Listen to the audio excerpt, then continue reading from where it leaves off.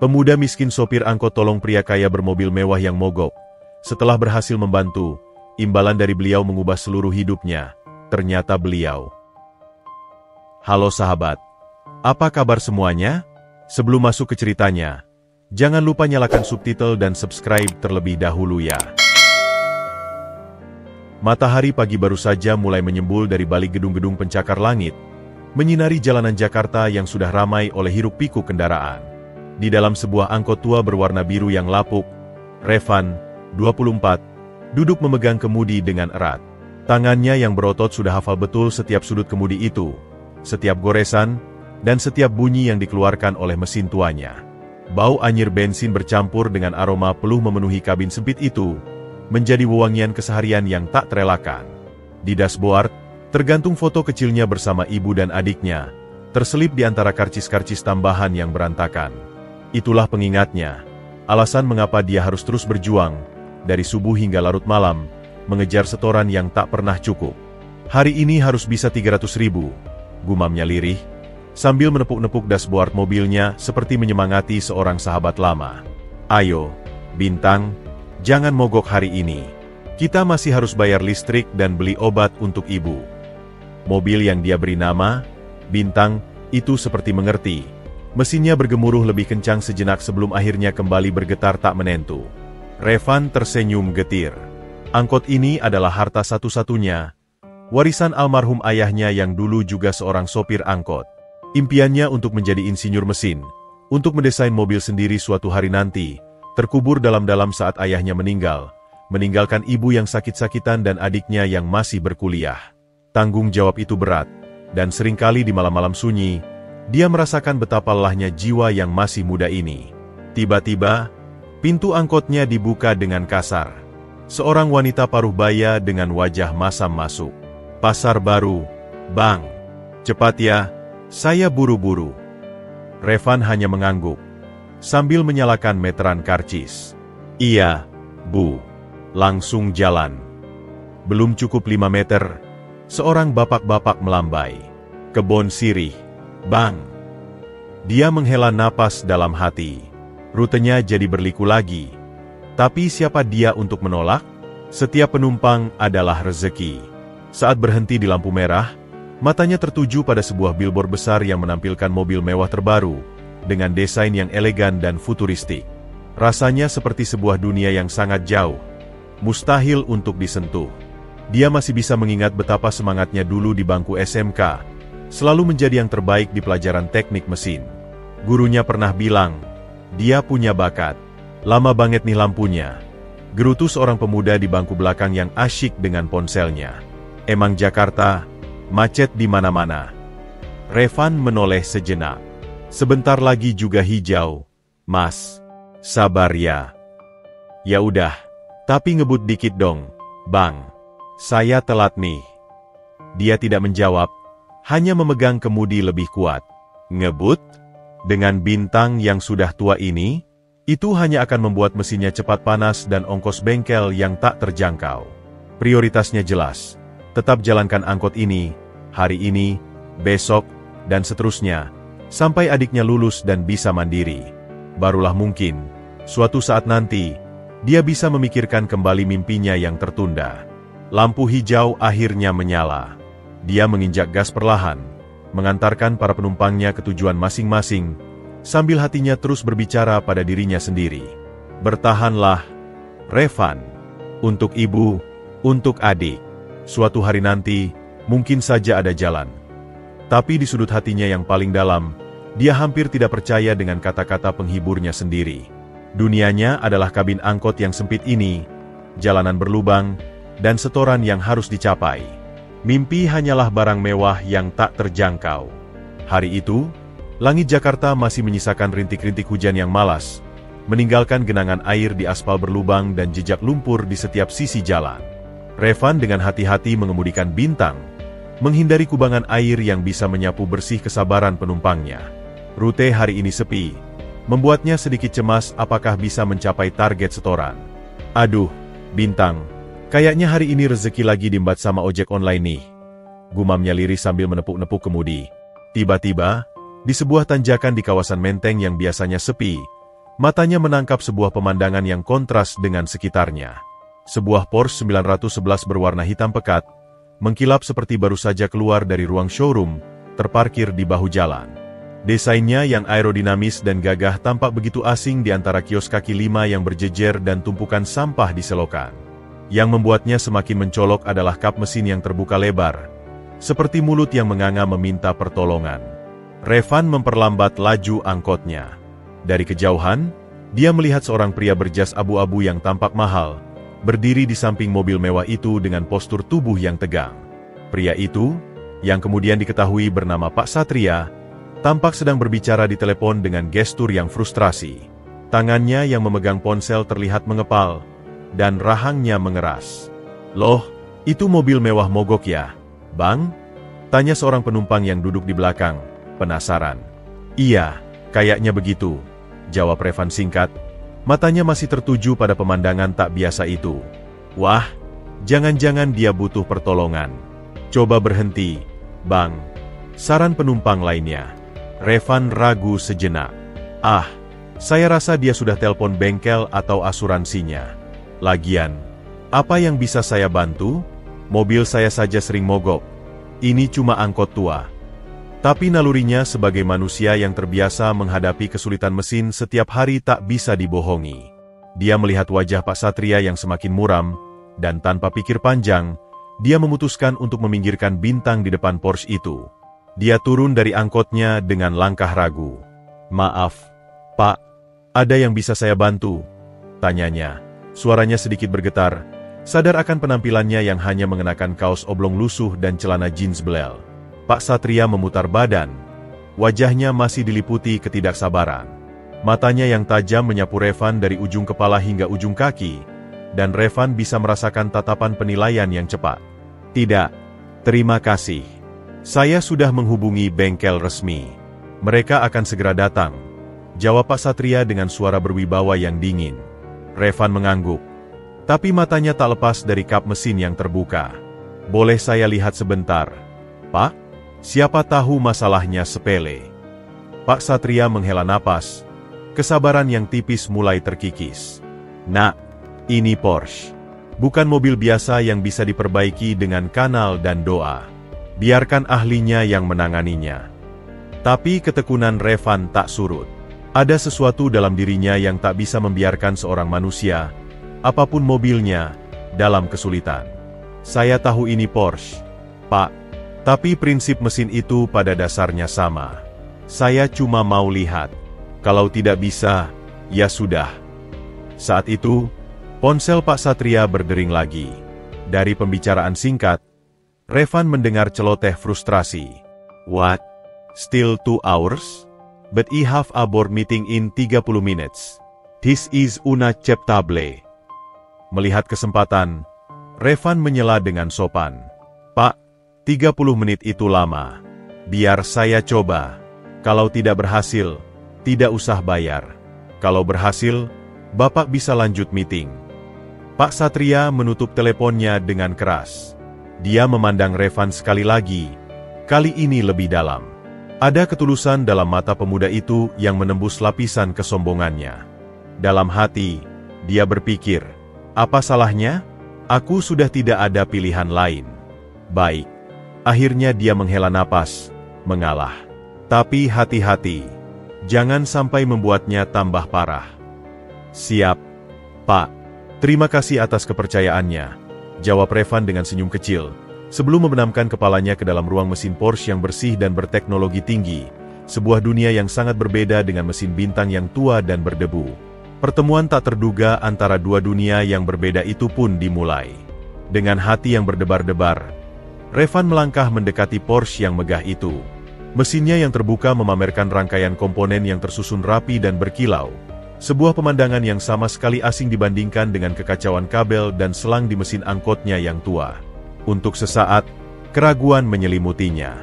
"Apa aku bisa melakukan ini? Ini bukan bintang yang bisa kubongkar pasang dengan mata tertutup." Dia mendengar suara Pak Satria di belakangnya. "Jangan sentuh apapun yang tidak perlu. Cukup lihat saja."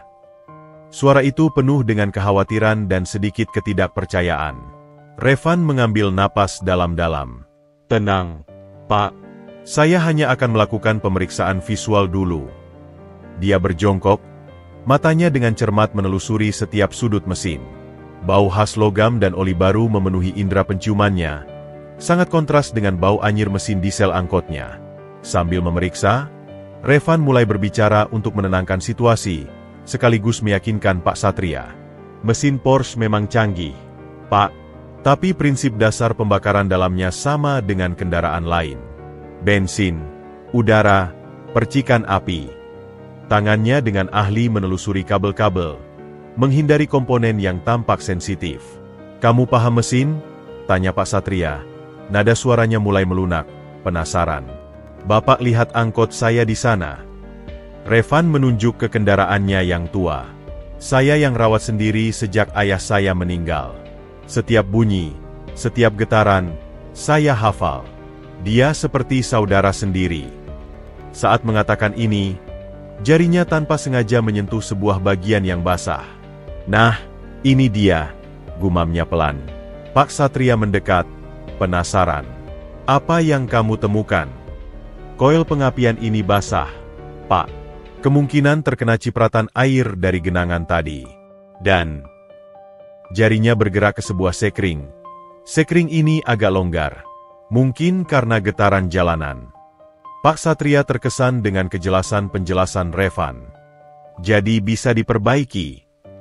Revan mengangguk, meski raut wajahnya serius. Saya bisa mencoba mengeringkan koil ini dan mengencangkan sekringnya. Tapi saya harus memperingatkan Bapak, ini hanya perbaikan sementara. Untuk memastikannya, tetap harus diperiksa oleh ahli Porsche. Dia berbalik menuju angkotnya. Saya ambil toolkit dulu, Pak. Dari dalam angkot, dia mengambil sebuah kotak peralatan sederhana yang sudah usang, berisi berbagai kunci, obeng, dan beberapa peralatan lain yang telah menemani ayahnya selama puluhan tahun. Saat kembali, Pak Satria memperhatikan toolkit itu dengan mata berbinar. Itu toolkit kuno. Revan tersenyum. Warisan ayah, Pak. Sama seperti angkotnya. Dia membuka kotanya dengan hati-hati, memilih kain lap bersih dan obeng yang tepat. Sekarang, izinkan saya bekerja. Dengan gerakan hati-hati penuh penghormatan, seolah-olah sedang merawat sebuah karya seni yang sangat berharga, Revan mulai mengeringkan bagian yang basah. Setiap gerakannya penuh keyakinan, setiap sentuhan penuh kehati-hatian. Pak Satria yang awalnya cemas, kini mulai tenang melihat profesionalisme alami yang terpancar dari diri pemuda ini. Kamu ternyata cukup terampil, puji Pak Satria. Duduk di pembatas jalan karena jas mahalnya tidak memungkinkannya untuk membungkuk melihat mesin. Saya belajar dari kehidupan, Pak.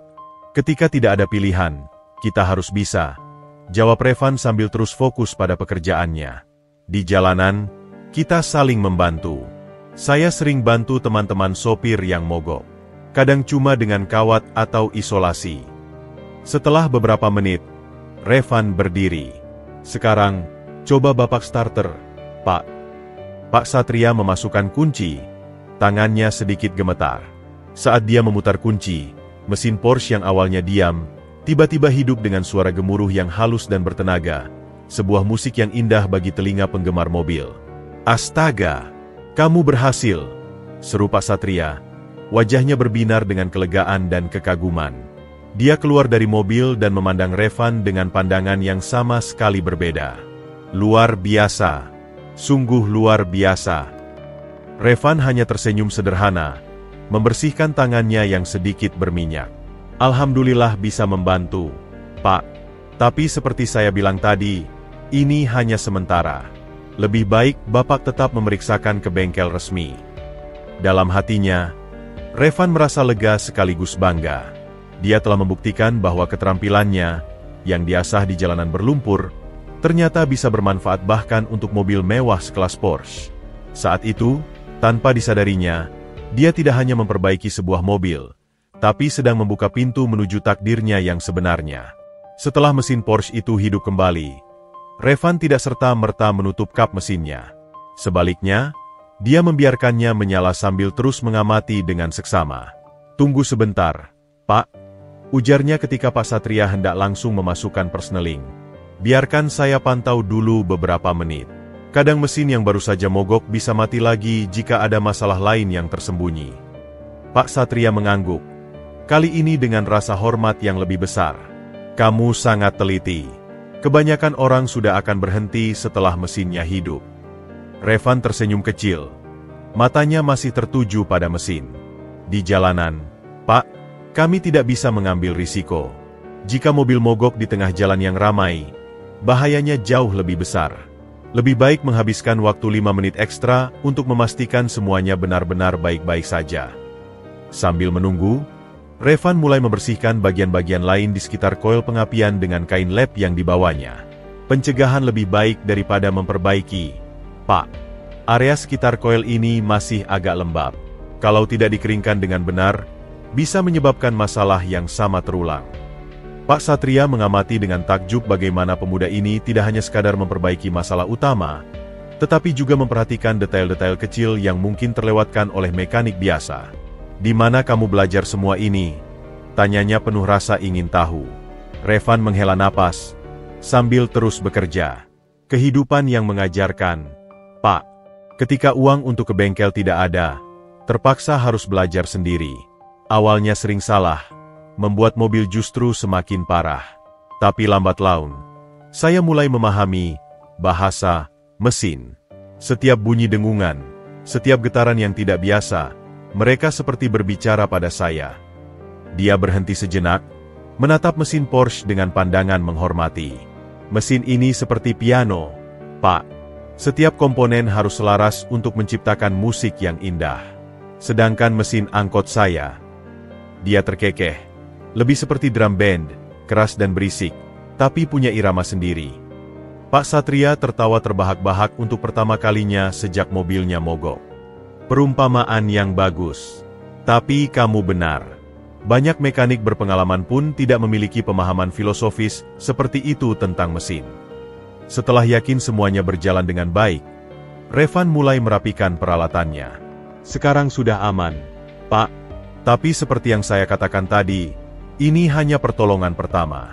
Mobil Bapak butuh pemeriksaan profesional. Saya akan melakukannya, jawab Pak Satria sambil mengeluarkan dompetnya. Dia mengambil selembar uang 1 juta rupiah. Ini untuk waktumu. Revan melihat uang itu, lalu menatap wajah Pak Satria. Maaf, Pak, tapi saya tidak bisa menerimanya. Saya membantu karena itu hal yang benar untuk dilakukan, bukan untuk uang. Pak Satria terkejut. Tapi kamu sudah menghabiskan waktumu, dan kamu berhasil memperbaiki mobil saya. Waktu yang dihabiskan untuk membantu sesama tidak pernah sia-sia, Pak, jawab Revan sambil menutup kap mesin dengan hati-hati. Lagi pula, jika setiap pertolongan harus dibayar, maka dunia ini akan menjadi tempat yang sangat dingin. Perkataan Revan itu menyentuh sesuatu dalam diri Pak Satria. Sebagai CEO perusahaan mobil mewah, dia terbiasa dengan transaksi yang serba materialistis. Ketulusan Revan seperti angin segar di tengah kehidupan profesionalnya yang penuh perhitungan. Kalau begitu, izinkan saya membalas kebaikanmu dengan cara lain, ujar Pak Satria, mengembalikan dompetnya dan mengeluarkan kartu nama. Ini kartu nama saya. Datanglah ke kantor saya besok. Mungkin ada sesuatu yang bisa kita bicarakan. Revan menerima kartu itu dengan kedua tangan. Matanya membesar saat membaca tulisan di kartu tersebut. Porsche Indonesia, CEO. Dia hampir tidak percaya. Ya, jawab Pak Satria sambil membuka pintu mobil. Saya pikir perusahaan saya membutuhkan orang dengan integritas dan bakat sepertimu. Besok, jam 9 pagi. Jangan telat. Sebelum Revan sempat menjawab, Porsche itu sudah meluncur perlahan, meninggalkannya berdiri di pinggir jalan dengan kartu nama di tangan dan kepala yang dipenuhi oleh berbagai kemungkinan baru yang tak pernah terbayangkan. Porsche hitam itu bergerak perlahan, lalu berhenti beberapa meter dari tempat Revan berdiri. Jendela pengemudi terbuka, dan tangan Pak Satria yang tergenggam muncul. Revan, yang masih terpana memandangi kartu nama di tangannya, segera menyadari dan bergegas mendekat. Ambil ini, kata Pak Satria, membuka genggamannya untuk menyerahkan selembar uang 1 juta rupiah yang masih tergulung rapi. Ini untuk waktumu, dan untuk ketulusanmu. Revan melihat uang itu, lalu menatap wajah Pak Satria. Di matanya, ada kelegaan dan rasa terima kasih yang tulus. Uang sebesar itu hampir setara dengan pendapatannya selama 3 hari. Cukup untuk membeli obat ibu yang lebih baik, atau untuk membayar beberapa SKS adiknya. Tapi sesuatu dalam hatinya bergolak. "Pak," ujarnya dengan suara lembut tapi tegas, "saya sangat menghargai maksud baik Bapak. Tapi saya tidak bisa menerima ini." Tangannya menolak lembut saat uang itu hampir menyentuh jarinya. Pak Satria terkejut. "Kenapa tidak? Kamu sudah membantu saya. Kamu bahkan mungkin menyelamatkan meeting penting yang bernilai miliaran rupiah." Revan tersenyum. Senyum yang tulus dan tanpa beban. "Bapak sudah memberikan kepercayaan yang lebih dari cukup ketika memperbolehkan saya menyentuh mobil Bapak. Dan kartu nama ini," dia mengangkat kartu nama itu, "sudah lebih dari yang saya harapkan." Tapi Pak Satria bersikeras. "Uang ini bukan untuk menyogok atau mengurangi nilai bantuanmu. Ini bentuk apresiasi. Di dunia bisnis, waktu adalah uang. Kamu telah menghemat waktu saya." "Di dunia saya, Pak," jawab Revan dengan bijaksana, "pertolongan yang tulus tidak bisa diukur dengan uang. Ibu saya selalu bilang, rezeki yang datang karena menolong orang akan lebih berkah daripada yang datang karena dibayar." Dia menunduk sebentar, lalu menatap kembali. "Lagi pula, jika saya menerima uang ini, rasanya seperti menyewa kebaikan. Dan kebaikan seharusnya diberikan dengan cuma-cuma, bukan dijual." Perkataan Revan itu membuat Pak Satria terdiam. Sebagai seorang CEO, dia terbiasa dengan logika transaksional. Setiap jasa harus dibayar, setiap waktu harus dikompensasi. Tapi di sini, di pinggir jalan berlumpur di Jakarta, seorang sopir angkot muda mengajarkannya pelajaran tentang nilai yang tidak bisa diukur dengan uang. "Kamu berbeda," akhirnya Pak Satria berkata, suaranya berubah menjadi lebih dalam dan penuh respek. "Sangat berbeda dari kebanyakan orang." Dia menarik kembali tangannya, melipat uang itu dan memasukkannya kembali ke dompet. "Tapi izinkan saya membalas kebaikanmu dengan cara lain." Dia menunjuk kartu nama yang masih dipegang Revan. "Besok, datanglah ke kantor saya. Bukan untuk diberi uang, tapi untuk membicarakan masa depanmu. Saya melihat bakat dalam dirimu, bakat yang mungkin bahkan tidak kamu sadari." Revan mengangguk, meski hatinya masih berdebar-debar antara harapan dan keraguan. "Saya akan coba, Pak. Tapi saya harus jujur, saya hanya lulusan SMK. Tidak ada pengalaman formal di bidang otomotif high-end." "Pengalaman formal bisa dipelajari," potong Pak Satria dengan tegas. "Tapi integritas dan bakat alamiah tidak bisa diajarkan di bangku kuliah." Dia mulai menutup jendela mobil. Jam 9 pagi. "Jangan khawatir tentang pakaian, datanglah apa adanya." Sebelum jendela benar-benar tertutup, Pak Satria menambahkan, "Dan bawa saja kartu namaku. Security akan mengizinkan kamu masuk." Porsche itu akhirnya meluncur pergi, meninggalkan Revan berdiri sendiri di tepi jalan. Tangannya masih memegang erat kartu nama itu, sementara pikirannya berkecamuk antara kemungkinan dan ketakutan. Uang tadi mungkin bisa memenuhi kebutuhannya selama beberapa hari, tapi kesempatan yang ditawarkan ini bisa mengubah hidupnya selamanya. Dia berbalik dan berjalan kembali ke angkotnya yang tua. Saat membuka pintu, dia mendapati para penumpangnya sedang memperbincangkannya dengan penuh semangat. "Wah, dapat tawaran kerja dari orang penting." "Ya Bang?" tanya seorang penumpang dengan mata berbinar. Revan hanya mengangguk sambil duduk di kursi pengemudi. "Iya, semoga saja." "Dasar orang beruntung," gumam penumpang lain. "Tapi memang pantas sih. Jarang ada sopir yang jujur seperti kamu." Kata-kata itu terasa manis di telinga Revan, tapi hatinya masih diliputi keraguan. Apakah ini benar-benar kesempatan? Atau hanya sebuah ilusi yang akan berujung pada kekecewaan? Hanya waktu yang bisa menjawab. Mata Revan masih terpaku pada kartu nama yang tergenggam di tangannya.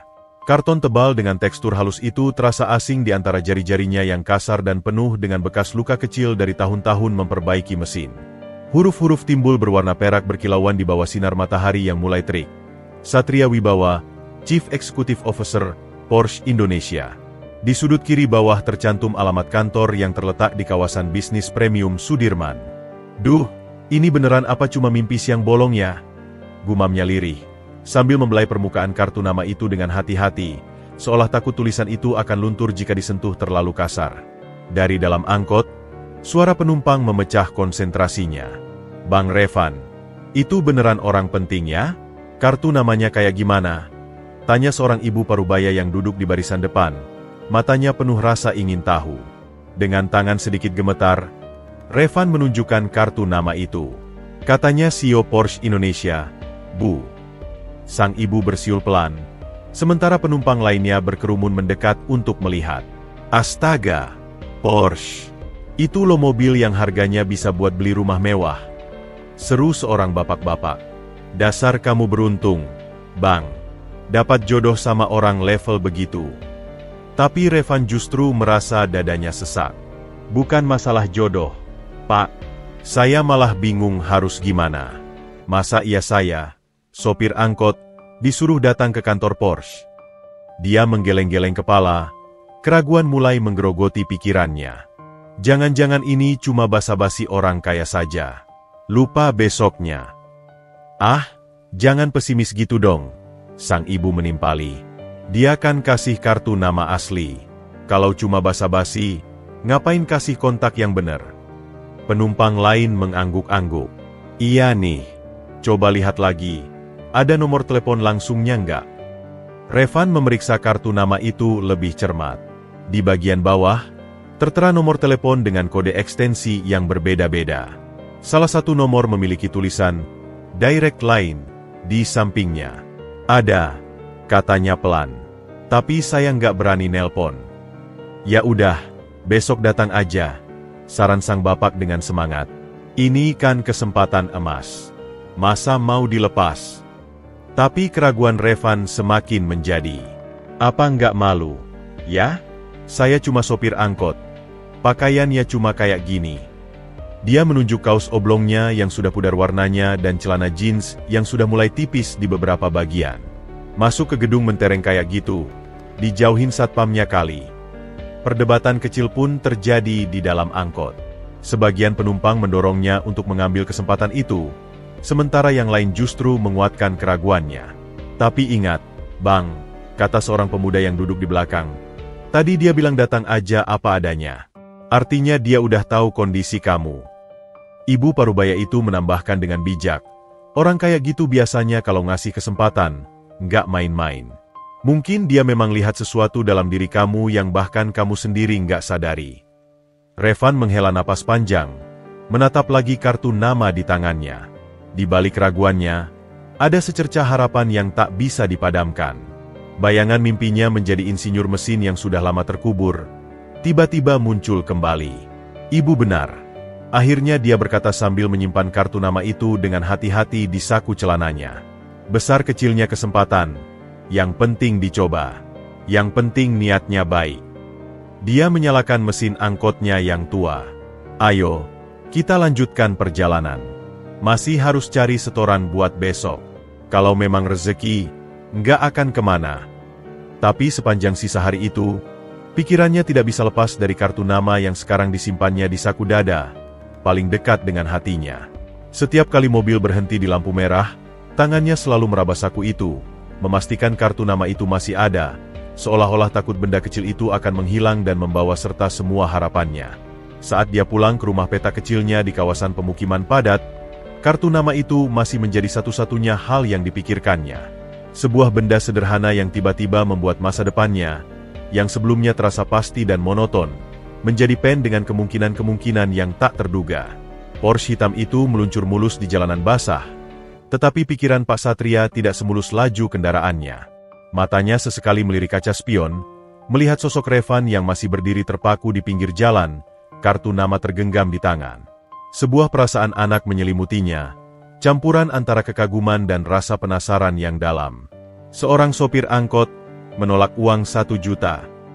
Gumamnya sambil menggeleng-gelangkan kepala. Di dunia bisnisnya yang penuh transaksi materialistis, tindakan Revan seperti oase di tengah gurun. Justru karena itulah kamu layak dapat kesempatan. Ponselnya berdering. Dari layar terpancar nama, Anton Wijaya, Head of Technical Department. Pak Satria mengangkatnya dengan tangan bebasnya. Anton, ada apa? Pak Satria, meeting direksi dalam 15 menit sudah siap. Tapi saya dengar dari security mobil Bapak mogok, perlu saya turun tangan? Suara Anton terdengar khawatir. Tidak perlu. Masalahnya sudah teratasi, jawab Pak Satria singkat. Omong-omong, Anton, besok saya akan bawa seorang tamu khusus ke bengkel. Siapkan tes kemampuan dasar untuknya. Tamu khusus? Dari perusahaan mana? Pak? Audi? BMW? Tanya Anton penasaran. Bukan dari perusahaan manapun. Dia, seorang sopir angkot. Di ujung telepon, terdengar keheningan yang cukup panjang. Sopir angkot?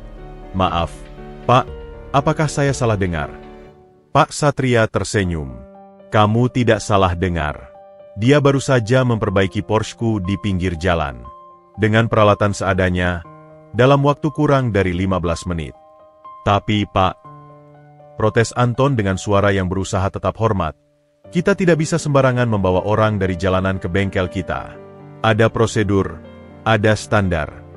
Anton, potong Pak Satria dengan suara tegas. Kadang-kadang bakat terbaik tidak datang dari ijazah bergelar, tapi dari pengalaman hidup. Percayalah pada instingku dalam hal ini.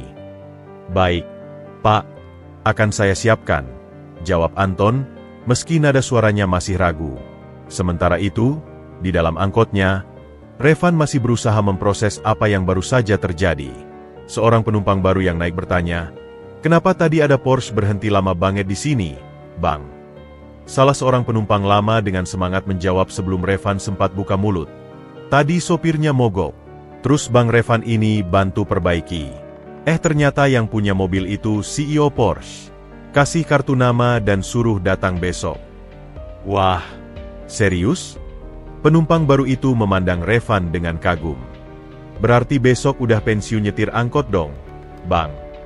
Revan menghela napas. Tangannya masih memegang kemudi dengan erat. "Jangan berandai-andai dulu. Saya juga masih belum percaya ini beneran terjadi." "Ingat, Bang," kata penumpang wanita parubaya tadi dengan nada bijak. "Kesempatan kayak gini cuma datang sekali seumur hidup. Jangan sampai disia-siakan." "Tapi saya harus ngapain di sana? Bicara apa?" "Saya kan cuma lulusan SMK," keluh Revan. Keraguan mulai menggerogoti kembali keyakinannya yang sudah goyah. "Jadi diri sendiri aja," saran seorang pemuda. "Tadi kan karena jadi diri sendiri malah dia suka. Kalau besok dibuat-buat, jadinya malah aneh." Di tengah percakapan itu, telepon Revan berdering. Dari layar terpancar foto adiknya, Sari. Dia mengangkatnya dengan handsfree. "Sar, ada apa?" "Kak, ibu lagi batuk-batuk nih. Kayaknya mau flu berat. Obatnya habis. Uangnya masih ada nggak buat beli lagi?" Revan menelan ludah. Uang 1 juta tadi tiba-tiba terasa sangat berarti. Tapi dia cepat-cepat mengusir pikiran itu. "Masih ada, Sar. Nanti malam kakak ambilin. Ibu istirahat aja dulu." Setelah menutup telepon, dia mendengar penumpang wanita berkata, "Lihat, itu tandanya rezeki memang harus dikejar. Keluargamu butuh kamu untuk naik level, bukan cuma bertahan seperti ini." Kata-kata itu seperti tamparan. Revan mengangguk pelan. "Ibu benar. Untuk ibu dan adik saya harus coba." Sementara itu, di gedung pencakar langit Sudirman, Pak Satria baru saja masuk ke ruang rapat.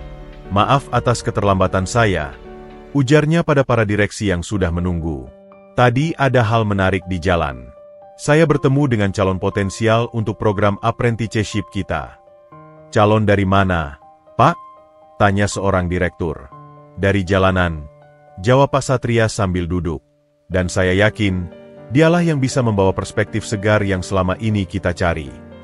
Pertemuan singkat di pinggir jalan yang berlumpur tiba-tiba memiliki implikasi yang jauh lebih besar dari yang bisa dibayangkan siapapun. Undangan spontan itu bukan sekadar basa-basi. Itu adalah awal dari sebuah perubahan yang akan mempengaruhi banyak kehidupan. Malam itu, hujan mulai turun lagi, mengetuk atap seng rumah petak mereka dengan rintik-rintik yang tak henti-hentinya. Di dalam ruangan sempit yang berfungsi sebagai ruang tamu, kamar tidur, dan dapur sekaligus. Revan duduk menghadapi ibunya, Siti, 50, yang terbaring lemah di sofa tua. Wajahnya pucat, dengan mata yang dalam dan keriput yang bercerita tentang beratnya kehidupan. Di sampingnya, adik Revan, Sari, 19, sedang memegangi tangan ibunya dengan wajah penuh kekhawatiran. "Dari tadi kok kamu diam terus, Ven?" tanya Ibu Siti dengan suara serak. "Ada apa? Setoran hari ini kurang baik." Revan menarik napas dalam. "Bukan itu, Bu. Hari ini, ada sesuatu yang terjadi." Perlahan, dia mengeluarkan kartu nama Pak Satria dari saku bajunya yang basah oleh hujan. "Saya menolong seorang bapak yang mobilnya mogok. Ternyata dia CEO Porsche. Dia memberikan ini, dan menyuruh saya datang ke kantornya besok." Ibu Siti menerima kartu nama itu dengan tangan gemetar. Matanya menyipit, mencoba membaca tulisan di bawah cahaya lampu neon yang redup. "Porsche? Itu mobil mewah itu." Suaranya berubah menjadi cemas. "Dan dia mau kamu datang ke kantornya? Untuk apa?" "Saya tidak yakin, Bu. Katanya mau membicarakan masa depan saya. Mungkin menawarkan pekerjaan," jawab Revan, mencoba terdengar optimis. Tapi Ibu Siti justru menggeleng-geleng kepala. Wajahnya berkerut khawatir. "Jangan, Nak. Jangan pergi. Kita orang kecil. Jangan sampai kamu dipermainkan orang kaya." Tangannya menggenggam erat lengan Revan. "Banyak penipuan modus begini. Pura-pura tawarkan kerja, ujung-ujungnya minta uang atau malah mencelakakan kamu." "Tapi Bu," Sari menyela, matanya berbinar penuh harap. "Ini kan kesempatan baik untuk Kak Revan. Selama ini dia kerja keras nyetir angkot.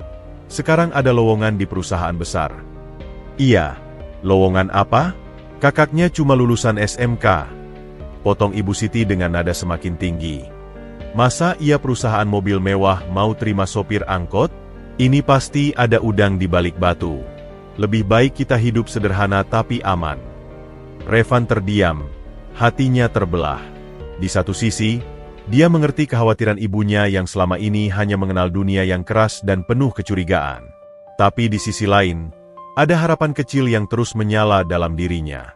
"Ibu, dia tidak meminta apa-apa," kata Revan lembut. "Bahkan tadi saya ditawari uang 1 juta, tapi saya tolak. Kalau dia berniat jahat, ngapain kasih kartu nama asli? Bisa saja kartu nama palsu," bantah Ibu Siti, batuk-batuk kecil. "Sekarang kan teknologi bisa buat apa saja. Atau mungkin dia cuma kasihan lihat kamu, ngasih harapan palsu. Nanti kamu datang, terus diolok-olok. Lihat nih sopir angkot mau kerja di sini." "Malu, Nak. Malu sekali." Sari memandang kakaknya dengan mata memohon. "Kak, jangan dengarin ibu. Ibu kan lagi sakit, jadi pikiran negatif terus. Ini kan bisa jadi jalan keluar kita. Kakak bisa dapat kerjaan tetap, gaji lebih baik, ibu bisa berobat lebih rutin. Jangan jadi anak tidak tahu diri," hardik Ibu Siti pada Sari, sebelum kembali memandang Revan. "Kamu ingat tetangga kita, Pak Jono? Dulu juga dijanjin kerja sama orang kaya. Akhirnya malah dijebak jadi kurir narkoba. Sekarang masih di penjara." "Tapi Bu, tidak semua orang seperti itu," bantah Revan lemah. "Kita tidak bisa ambil risiko, Ven. Ibu sudah tua, kesehatan ibu begini-begini saja. Kalau sampai terjadi sesuatu padamu." Suara Ibu Siti tercekat, matanya berkaca-kaca. "Lebih baik kita hidup susah tapi bersama-sama, daripada kamu ambil risiko dan ibu kehilangan kamu." Di luar, hujan semakin deras, seakan mengiringi badai emosi di dalam rumah kecil itu. Revan memandangi wajah ibunya yang penuh kekhawatiran, lalu wajah adiknya yang penuh harapan. Dirinya sendiri terjepit di antara dua kutub itu. "Akhirnya bagaimana, Kak?" tanya Sari setelah beberapa saat hening. "Besok jadi pergi atau tidak?" Revan menghela napas panjang. "Saya akan pergi, Sar." Dia memegang tangan ibunya yang dingin. "Tapi ibu tidak usah khawatir.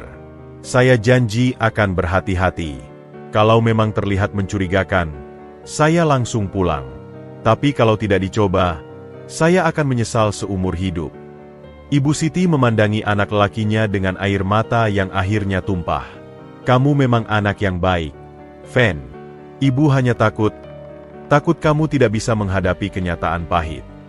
Biar pahit, Bu, yang penting kita sudah berusaha, jawab Revan sambil memeluk ibunya yang ringkih. Dan saya percaya, tidak semua orang di dunia ini jahat. Tadi di mata Pak Satria, saya melihat ketulusan. Keputusan sudah diambil, tapi malam itu, tidak ada yang bisa tidur nyenyak.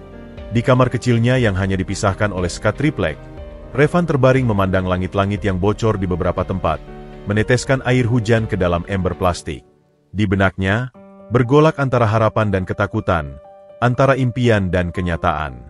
Besok akan menjadi hari yang menentukan. Apakah dia akan mengambil langkah pertama menuju kehidupan baru, atau justru mengalami kekecewaan terbesar dalam hidupnya. Keesokan harinya, Jakarta bangun dengan langit kelabu yang masih menyisakan kabut pagi. Revan berdiri di depan cermin retak di kamarnya, mengenakan kemeja putih polos yang terbaik yang dimilikinya. Masih sederhana, tapi setidaknya bersih dan tersetrika rapi.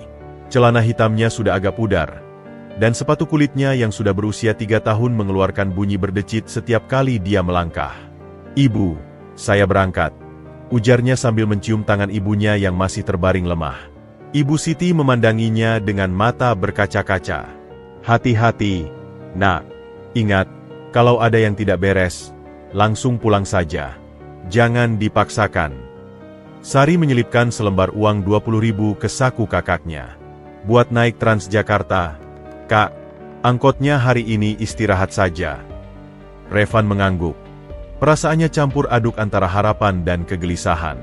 Perjalanan menuju Sudirman dengan bus Transjakarta terasa begitu panjang. Dia memperhatikan setiap penumpang yang naik turun. Para karyawan dengan dasi rapi, wanita-wanita dengan heels berdecit, semuanya terlihat begitu yakin dengan tujuan mereka. Sementara dirinya, merasa seperti ikan yang keluar dari akuarium, tersesat di samudera yang asing. Saat turun di halte Bundaran HI, gedung pencakar langit tempat kantor Porsche Indonesia berdiri menjulang begitu megah, membuatnya hampir terengah-engah. Kaca-kacanya berkilauan menatap sinar matahari pagi, seperti istana kristal yang tak tersentuh. Demi Tuhan, saya harus masuk ke sana, gumamnya lirih. Tangan berkeringat menggenggam erat kartu nama yang sudah agak lecek. Dengan langkah gontai, dia mendekati pintu kaca putar yang besar. Seorang satpam berbaju seragam necis dengan segudang medali di dada segera menghampirinya. Bisa saya bantu, Pak? Tanya satpam itu dengan sopan tapi penuh kewaspadaan. Revan menarik napas dalam. Saya mau bertemu dengan Pak Satria Wibawa. Dia mengulurkan kartu nama yang sudah digenggamnya erat sejak tadi. Satpam itu menerima kartu nama itu. Matanya menyapu Revan dari kepala hingga kaki. Keraguan terlihat jelas di wajahnya. Ada janji, Pak? Belum, tapi Pak Satria yang menyuruh saya datang. Katanya datang saja langsung, jawab Revan, suaranya hampir bergetar. Satpam itu mengangkat alis, lalu berbicara melalui radio kecil di bahunya. Bu Maya, ada tamu untuk Pak Satria. Nama Revan. Mengaku diundang langsung oleh beliau. Dari radio terdengar suara wanita. Tunggu sebentar, saya cek dulu. Beberapa menit yang terasa seperti abad berlalu. Akhirnya suara itu kembali. Boleh diantar ke lantai 25. Pak Satria sedang menunggu. Wajah satpam itu berubah total. Sekarang ada rasa hormat yang tercampur rasa penasaran. Silakan ikuti saya, Pak. Mereka melewati lobi yang begitu luas dan mewah sampai-sampai Revan merasa seperti berada di film. Lantai marmernya mengilap. Langit-langitnya tinggi dengan lampu kristal yang berkilauan. Setiap orang yang berlalu lalang mengenakan pakaian yang sempurna, membuatnya merasa semakin kecil dan tidak pantas berada di sana. Di elevator yang dindingnya dari kaca, Revan bisa melihat seluruh kota Jakarta di bawahnya. Jantungnya berdebar kencang. Saat pintu elevator terbuka di lantai 25, seorang wanita paruh baya dengan kacamata frameles sudah menunggu. Selamat pagi, saya Maya, asisten Pak Satria, ujarnya dengan senyum profesional. Silakan ikuti saya. Koridor yang mereka lalui dipenuhi dengan foto-foto mobil Porsche klasik dan penghargaan-penghargaan internasional. Suara langkah Revan yang berasal dari sepatu usangnya terdengar berisik di lantai yang sunyi. "Maaf, Bu," Revan memberanikan diri bertanya. "Sebenarnya Pak Satria mau bertemu saya untuk apa?" Maya tersenyum samar. "Saya rasa lebih baik Pak Satria sendiri yang menjelaskannya. Tapi bisa saya katakan, beliau sangat antusias menunggu kedatangan Anda." Mereka berhenti di depan pintu kayu besar dengan plakat perunggu bertuliskan, "Satria Wibawa, Chief Executive Officer." Maya mengetuk pintu 2 kali. "Masuk!" Suara familiar Pak Satria terdengar dari dalam. Saat pintu terbuka, Revan melihat Pak Satria sedang berdiri di depan jendela panorama yang menghadap ke seluruh kota. Kali ini dia tidak mengenakan jas, hanya kemeja lengan panjang yang sederhana. "Ah, Revan, akhirnya kamu datang juga," sambutnya dengan hangat, berjalan mendekat dengan tangan terulur. "Senang kamu tidak mengabaikan undangan saya." Revan menjabat tangannya, masih sedikit gugup. "Selamat pagi, Pak. Terima kasih sudah menerima saya." Pak Satria memandanginya dari ujung kepala hingga kaki, lalu tersenyum. "Kamu terlihat berbeda tanpa seragam sopir angkot. Tapi mata kamu masih sama, jujur dan penuh tekad." Dia menunjuk ke sofa leather yang mewah. "Duduklah. Mari kita bicara tentang masa depanmu." Ruangan kerja Pak Satria begitu luas dan megah, membuat Revan merasa seperti berada di dalam sebuah kapal mewah yang mengapung di atas langit Jakarta. Dari jendela panorama, seluruh sudut kota terlihat kecil, seolah-olah semua masalah dan kesulitan hidup yang dialaminya selama ini bisa dilihat dari kejauhan yang tak tersentuh. "Sebelum kita berbicara lebih lanjut," kata Pak Satria sambil duduk di hadapan Revan, "saya ingin kamu bertemu dengan Kepala Departemen Teknis kami, Anton Wijaya." Dia menekan tombol intercom di meja kerjanya. "Maya, tolong panggil Pak Anton ke sini." Beberapa saat kemudian, pintu terbuka dan masuklah seorang pria berusia sekitar 40 tahun dengan kemeja putih necis, celana hitam, dan wajah yang tajam. Matanya langsung menyapu Revan dengan penilaian yang cepat dan kritis. "Ini Anton, kepala teknis kami. Perkenalkan Pak Satria." "Anton, ini Revan yang saya ceritakan tadi." Anton mengangguk singkat, tidak mengulurkan tangan. "Ya, saya ingat. Sopir angkot yang beruntung." Nada suaranya datar, hampir sinis. Revan berdiri dan membungkuk hormat. "Selamat pagi, Pak Anton." "Pagi," jawab Anton singkat sebelum langsung berpaling ke Pak Satria. "Apa yang bisa saya bantu, Pak Satria?" "Saya ingin kamu menguji kemampuan teknis Revan," jelas Pak Satria sambil bersandar di kursinya. "Bawa dia ke bengkel training dan berikan tes dasar seperti yang kita berikan pada calon apprentice lainnya." Anton menghela napas, hampir tidak terdengar. "Baik, Pak. Tapi seperti yang sudah saya sampaikan, tes kita standarnya cukup tinggi. Bahkan lulusan teknik mesin dari universitas ternama sering kesulitan. Saya percaya Revan bisa melewatinya," kata Pak Satria dengan keyakinan penuh. "Dan Anton, berikan dia kesempatan yang adil." Anton memandang Revan sejenak. "Silakan ikut saya." Perjalanan menuju bengkel training di lantai dasar terasa panjang dan menegangkan. Anton berjalan cepat di depan, sama sekali tidak memperhatikan apakah Revan bisa mengikutinya atau tidak. "Kamu benar-benar tidak punya pengalaman formal di bidang otomotif?" tanya Anton tiba-tiba tanpa menoleh. "Tidak, Pak. Hanya pengalaman memperbaiki angkot dan mobil-mobil tetangga," jawab Revan jujur. Anton mengeluarkan suara mendesah. "Ini akan menjadi pemborosan waktu. Tapi karena Pak Satria yang meminta." Suaranya terhenti, menyisakan ancaman yang tak terucapkan. Bengkel training ternyata sangat berbeda dengan bengkel biasa yang dikenal Revan. Semua peralatan berkilau, lantainya bersih tanpa setetes oli, dan mobil-mobil yang ada semuanya model terbaru dengan teknologi mutakhir. "Kita punya masalah simulasi di sini," kata Anton sambil menunjuk sebuah Porsche 911 yang kap mesinnya sudah terbuka. "Mobil ini sengaja kita setting untuk memiliki masalah pada sistem pengapian dan ECU. Tugasmu adalah mendiagnosa masalahnya dalam waktu 30 menit." Revan mendekati mobil. Matanya mulai mengamati setiap detail. "Boleh saya lihat manualnya, Pak?" Anton tersenyum sinis. Di dunia nyata, tidak selalu ada manual yang tersedia. Kamu harus mengandalkan pengetahuan dan insting. Revan mengangguk. Memahami ini adalah bagian dari ujian. Dia mulai bekerja.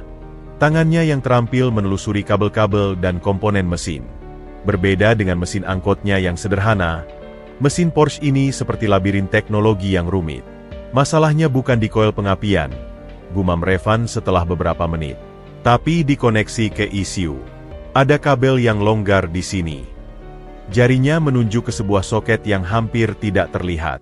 Wajah Anton berubah. Itu adalah diagnosis yang tepat. Sesuatu yang biasanya membutuhkan waktu lebih lama bagi teknisian pemula. Lanjutkan, kata Anton, kali ini dengan sedikit rasa hormat. Revan mengambil multimeter dari toolkit yang disediakan. Boleh saya pinjam ini?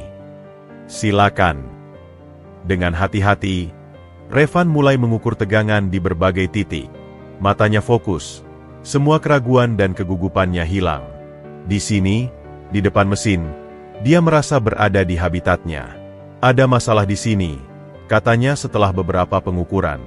Sensor crankshaft tidak mengirim sinyal yang benar ke ECU. Bukan karena sensornya rusak, tapi karena koneksinya korosi. Anton mendekat. Matanya sekarang penuh dengan ketertarikan yang tulus. Bagaimana kamu tahu? Pengalaman dengan mobil tua, jawab Revan sambil membersihkan konektor dengan kontak cleaner. Masalah yang sama sering terjadi pada angkot saya saat musim hujan. Dalam waktu 25 menit, Revan tidak hanya berhasil mendiagnosa masalahnya, tetapi juga memperbaikinya. Saat mesin hidup dengan suara yang halus, Anton berdiri terkesima. Luar biasa, gumamnya. Kamu benar-benar tidak punya pelatihan formal? Tidak, Pak. Tapi saya banyak membaca dan belajar sendiri, jawab Revan sambil membersihkan tangannya. Anton mengangguk pelan, lalu tiba-tiba tersenyum. Untuk pertama kalinya sejak mereka bertemu. Pak Satria benar. Kamu punya bakat alamiah yang tidak bisa diajarkan di bangku kuliah. Saat mereka kembali ke ruangan Pak Satria, Anton langsung berbicara. Pak, saya harus mengakui, saya salah. Revan tidak hanya lulus tes, tapi menyelesaikannya dengan waktu tercepat yang pernah saya lihat. Pak Satria tersenyum puas. Jadi, apa pendapatmu sekarang? Saya pikir kita harus merekrutnya, jawab Anton tanpa ragu. Dia punya insting yang tidak dimiliki oleh teknisian-teknisian lain. Revan berdiri di antara kedua pria itu. Hatinya berdebar antara kebahagiaan dan ketidakpercayaan.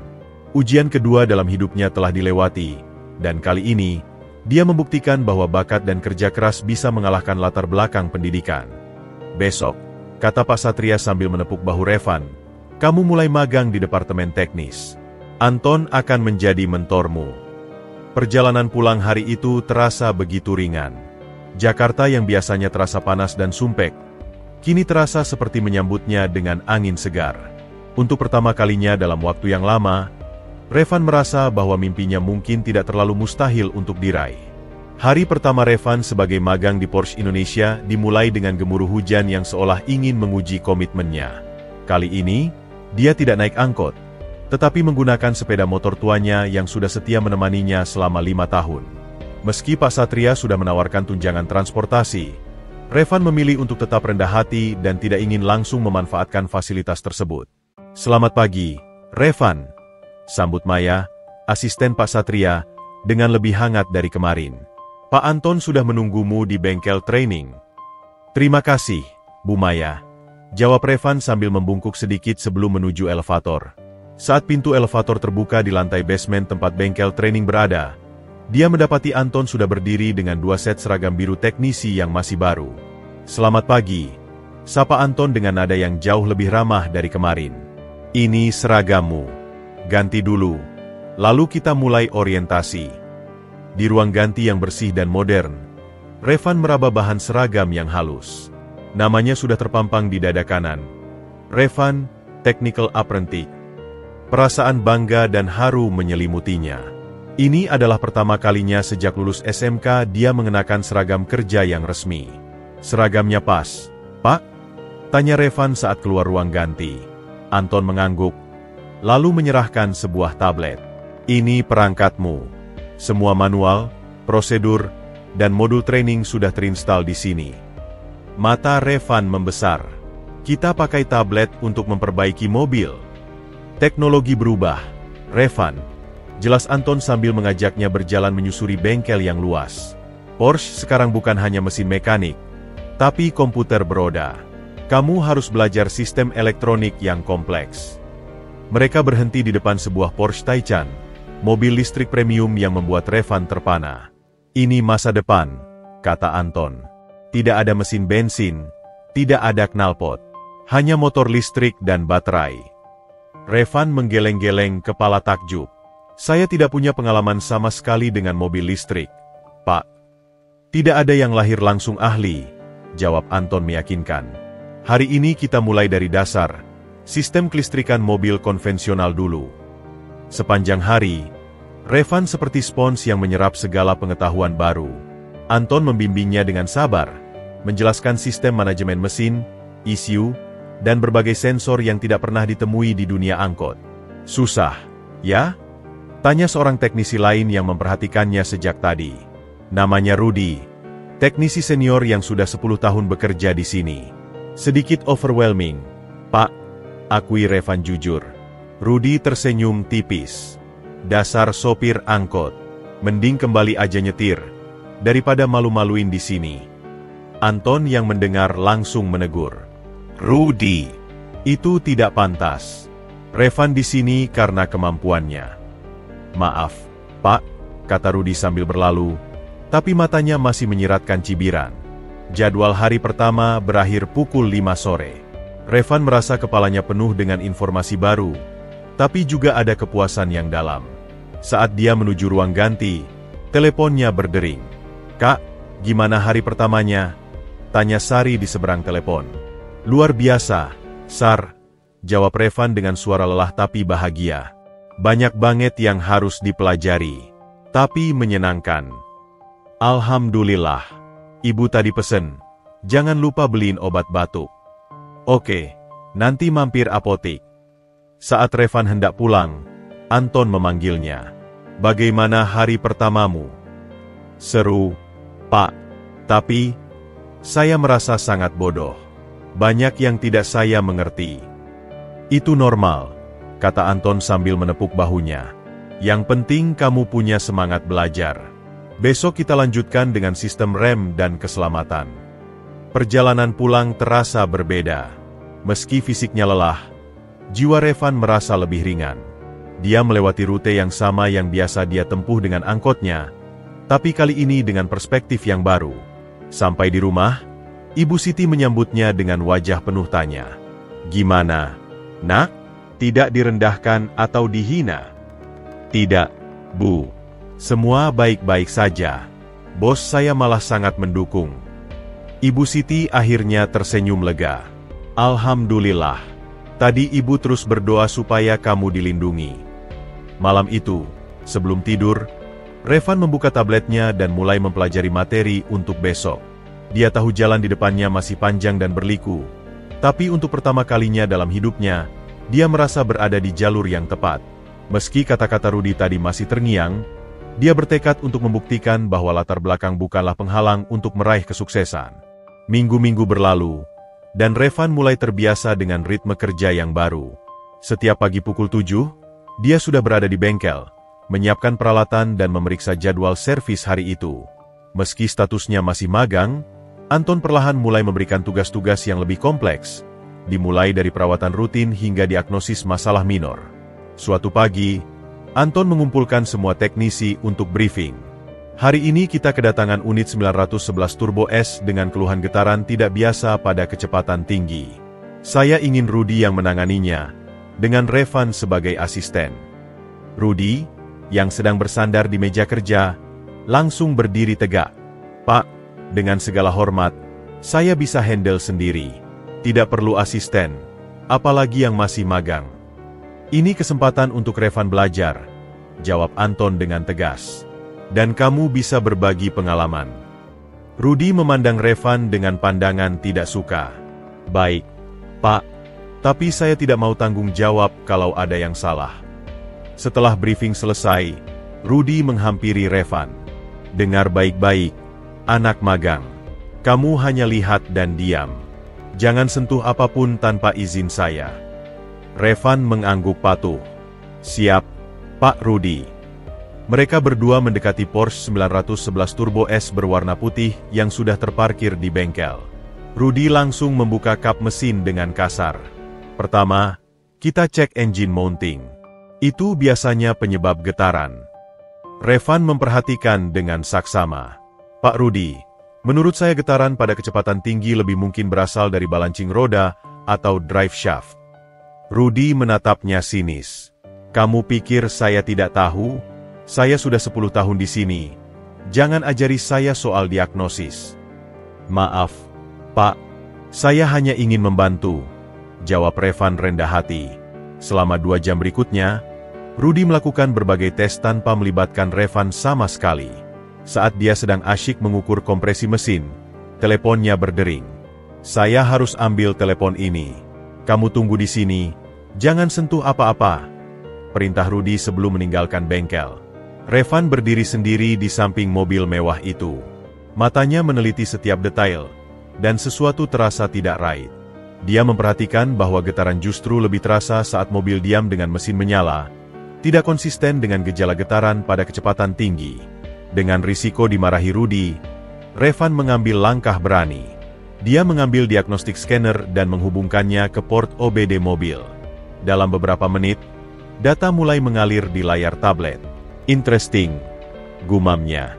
Tidak ada error code di sistem mesin. Dia kemudian beralih ke sistem transmisi. Disitulah dia menemukan sesuatu. Sebuah anomali data dari transmission control module. Saat Rudy kembali, wajahnya langsung merah melihat Revan memegang scanner. Saya bilang jangan sentuh apa-apa. Siapa yang izinkan kamu pakai scanner? Pak Rudy, saya menemukan sesuatu. Diam, potong Rudy kasar. Kamu pikir kamu siapa? Anak magang sok tahu. Tapi Revan tidak menyerah. Mohon lihat dulu. Pak, data menunjukkan masalah di transmission mounting, bukan engine mounting. Getaran terjadi karena transmisi tidak terpasang dengan solid ke chassis. Rudy menyambar tablet dari tangan Revan. Matanya membesar saat melihat data yang ditunjukkan. Ini tidak mungkin. Kita bisa konfirmasi dengan inspection kamera, usul Revan. Dengan enggan, Rudy mengikuti saran Revan. Setelah memasukkan kamera ke celah sempit di sekitar transmisi, mereka menemukan retakan kecil pada transmission mounting, persis seperti yang diduga Revan. Bagaimana kamu tahu? Tanya Rudy, suaranya lebih lunak. Dari suara dan feel getarannya. Pak, di angkot, masalah seperti ini sering terjadi. Bedanya, di angkot getarannya lebih kasar, tapi prinsipnya sama. Rudy terdiam sejenak, lalu menghela napas. Kamu, ternyata tidak seperti yang saya kira. Tapi kemudian wajahnya kembali berkerut. Tapi jangan pikir ini membuat kamu lebih baik dari saya. Saya tetap seniormu di sini. Saya tidak pernah bermaksud begitu, Pak Rudy, jawab Revan tulus. Saya hanya ingin belajar dan membantu. Insiden itu menyebar dengan cepat di antara para teknisi. Beberapa mulai menghargai Revan, sementara yang lain justru semakin iri. Saat makan siang di kantin, Revan duduk sendirian sampai seorang teknisi muda bernama Ari menghampirinya. Hebat ya, berani melawan Pak Rudy, kata Ari sambil duduk. Dia kan terkenal galak. Saya tidak bermaksud melawan, hanya ingin membantu, jawab Revan. Awalnya saya juga skeptis sama kamu, akui Ari. Tapi setelah lihat kamu kerja, saya respect. Kamu memang punya bakat. Sore itu, saat Revan hendak pulang, Anton memanggilnya ke ruangan. Saya dengar tentang kejadian tadi dengan Rudy. Revan menunduk. Maaf, Pak. Saya tidak bermaksud melanggar perintah.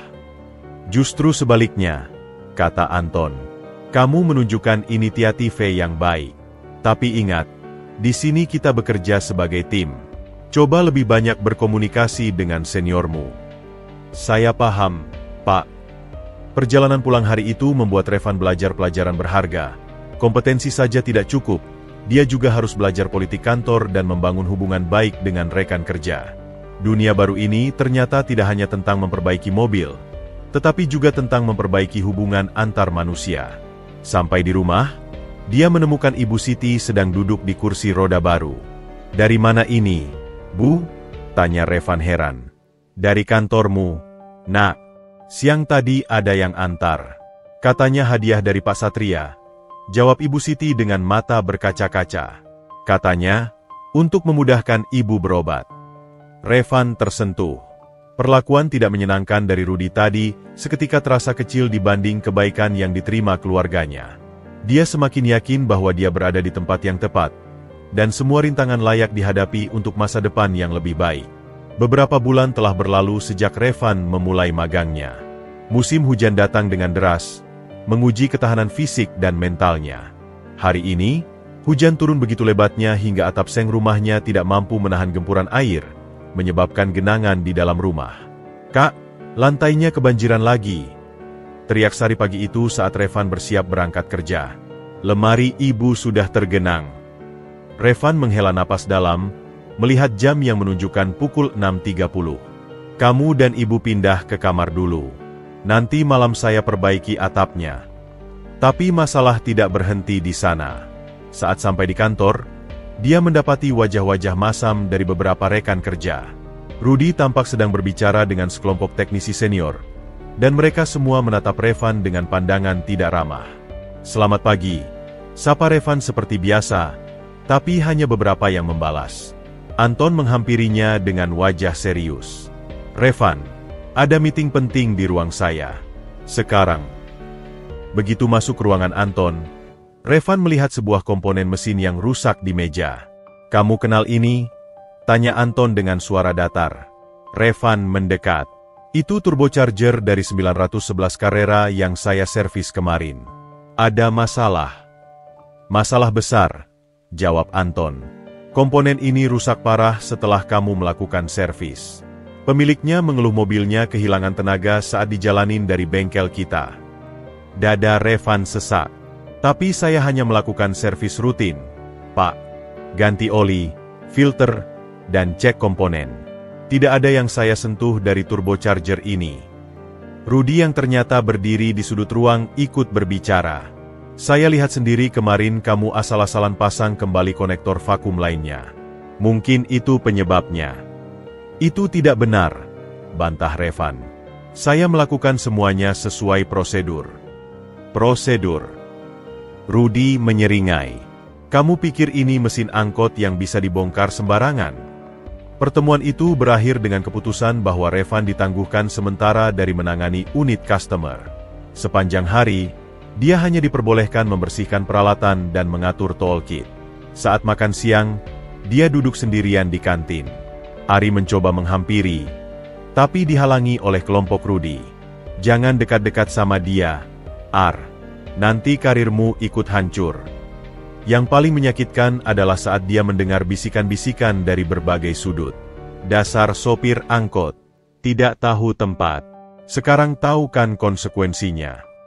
Sore hari, hujan masih belum reda. Dalam perjalanan pulang, motor Revan mogok di tengah jalan karena air yang masuk ke karburator. Terpaksa dia mendorong motor sejauh 3 km dalam hujan deras. Sampai di rumah, pemandangan yang dia lihat membuat hatinya hancur. Ibu Siti terbaring demam tinggi, kemungkinan karena kehujanan saat berusaha menampung air yang bocor dari atap. Sari sedang panik karena uang untuk berobat hampir habis. "Ibu, maafkan saya," bisik Revan sambil memegangi tangan ibunya yang panas. "Saya tidak bisa merawat ibu dengan baik."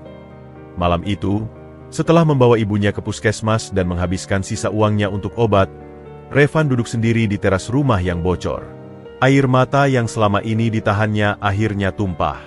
Hujan yang turun deras seolah menyamarkan isak tangisnya. "Tuhan, apakah saya salah memilih jalan?" gumamnya dalam hati. "Mungkin lebih baik saya kembali menyetir angkot. Paling tidak ada yang merendahkan, dan saya bisa lebih banyak waktu merawat ibu." Sari menghampiri, menaruh tangan di bahu kakaknya. "Kak, jangan menyerah. Ibu selalu bilang, ujian datang justru ketika kita hampir sampai di tujuan. Tapi saya lelah, Sar. Di kantor saya dianggap tidak capable. Di rumah saya tidak bisa merawat ibu dengan baik. Apa gunanya semua ini? Kakak sudah membawa banyak perubahan untuk kita, kata Sari meyakinkan. Ibu sekarang punya kursi roda, kita bisa beli obat yang lebih baik, dan adikmu ini bisa lanjut kuliah tanpa takut putus. Itu semua berkat perjuangan kakak. Keesokan harinya, dengan mata bengkak dan semangat yang hampir pupus, Revan tetap berangkat kerja. Tapi kali ini, ada tekad baru dalam hatinya. Dia tidak akan membiarkan rintangan menghentikannya. Saat sampai di bengkel, dia langsung menghadap Anton. Pak, saya minta izin untuk membuktikan bahwa saya tidak merusak turbocharger itu. Beri saya kesempatan untuk menyelidiki apa yang sebenarnya terjadi. Anton memandangnya lama. Kamu yakin? Sangat yakin, Pak. Saya melakukan segalanya sesuai prosedur. Ada sesuatu yang tidak beres di sini.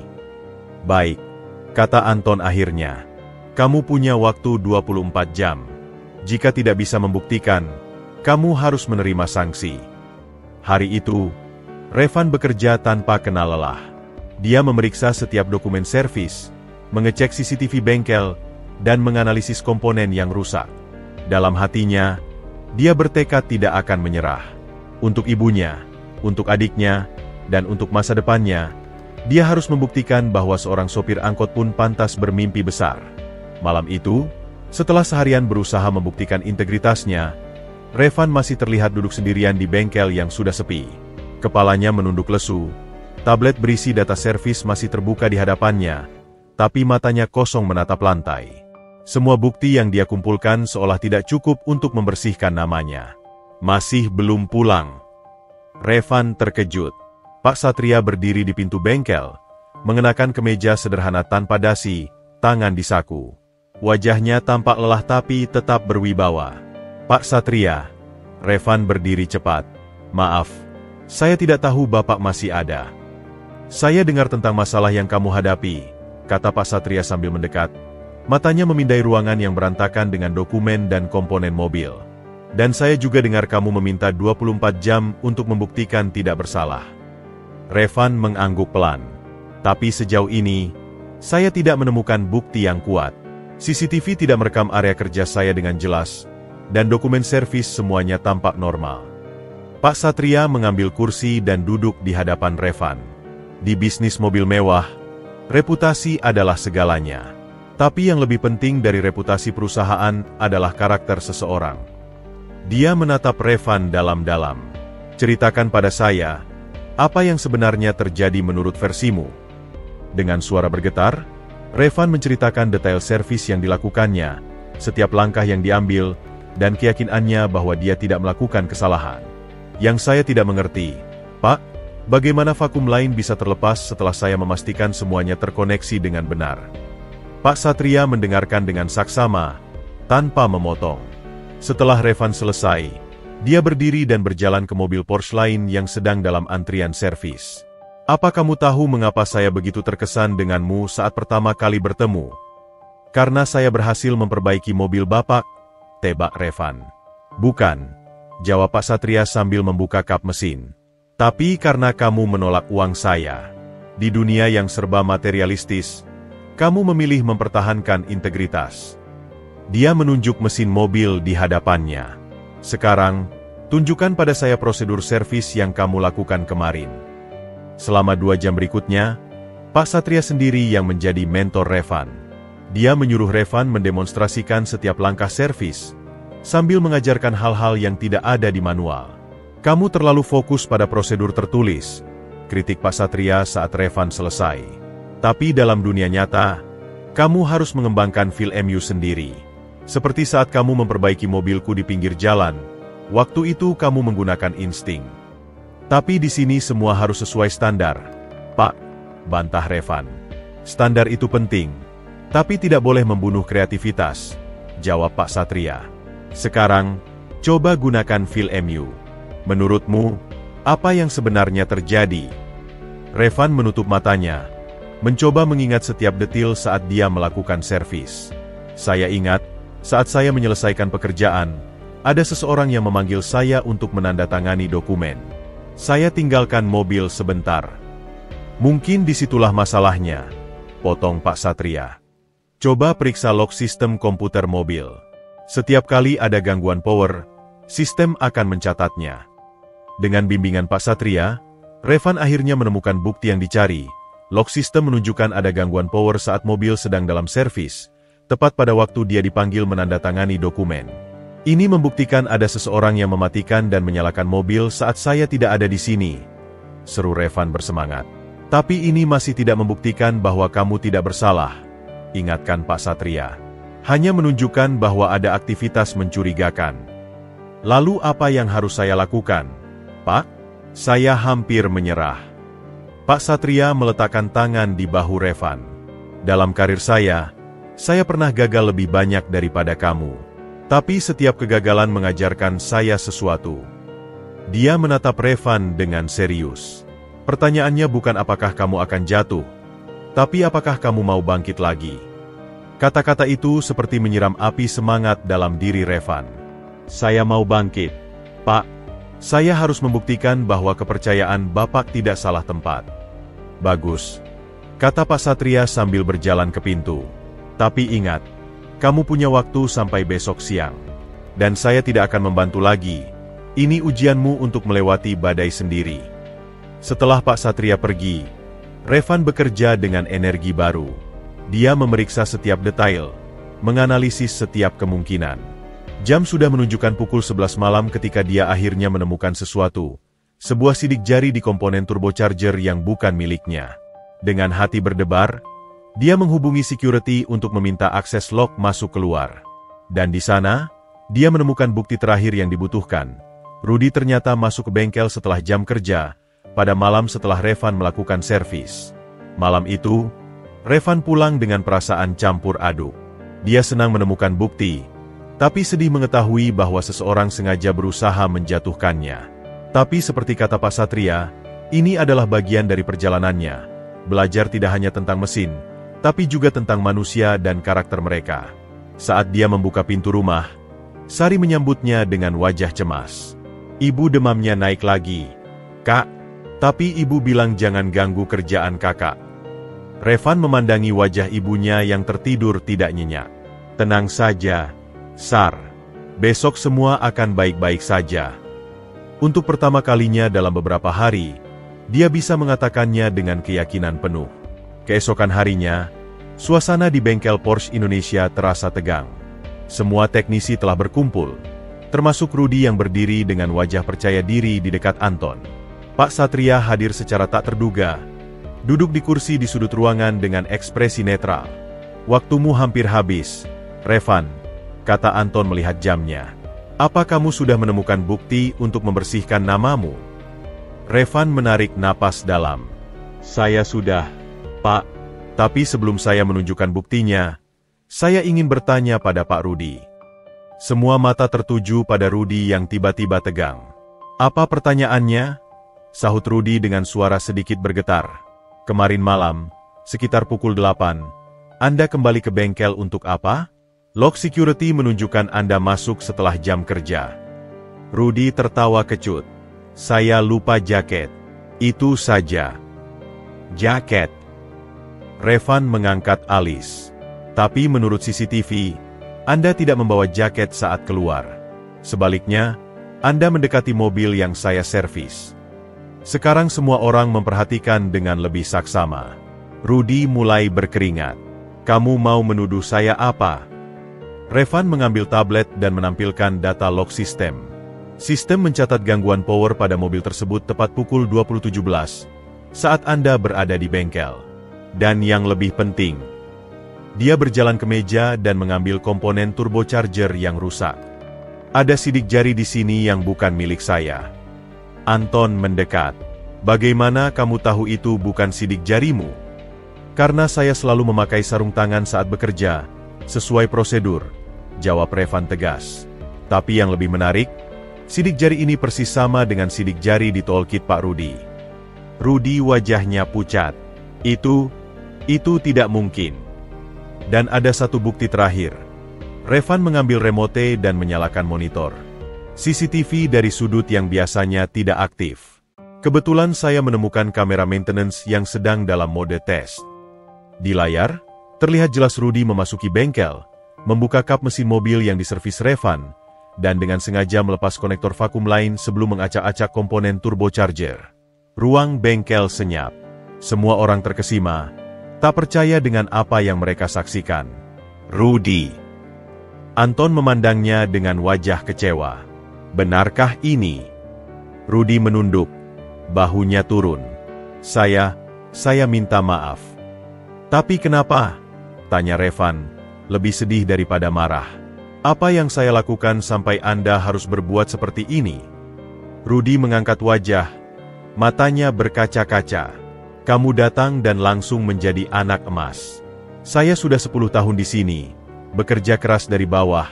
Tapi kamu, sopir angkot langsung dapat perhatian dari CEO. Pak Satria yang selama ini diam akhirnya berdiri. Rudy, saya kecewa. Bukan karena kamu berusaha menjatuhkan Revan, tapi karena kamu meremehkan potensi seseorang hanya karena latar belakangnya. Saya minta maaf, Pak Satria, bisik Rudy. Maaf tidak cukup, kata Anton dengan suara berat. Kamu tahu aturannya. Kamu dipecat, efektif seketika. Setelah Rudy meninggalkan ruangan dengan kepala tertunduk, Pak Satria menghadap semua karyawan. Ini pelajaran bagi kita semua. Di perusahaan ini, kita tidak menilai seseorang dari masa lalunya, tapi dari integritas dan kemampuannya. Revan membuktikan bahwa dia tidak hanya berbakat, tapi juga memiliki karakter yang kuat. Sore itu, setelah semua urusan selesai, Anton memanggil Revan ke ruangannya. Saya minta maaf telah meragukanmu. Seharusnya saya tahu bahwa seseorang yang jujur seperti kamu tidak mungkin melakukan kelalaian seperti itu. Tidak apa-apa, Pak. Saya memahami, jawab Revan. Tapi ada satu hal yang masih mengganjal di hati saya. Apa itu? Saya tidak ingin karir saya dimulai dengan mengorbankan orang lain. Bisakah kita memberikan kesempatan pada Pak Rudy? Mungkin dengan skorsing, bukan pemecatan. Anton terkejut. Setelah apa yang dia lakukan padamu, kamu masih mau membelanya? Setiap orang berhak mendapatkan kesempatan untuk memperbaiki kesalahan, kata Revan.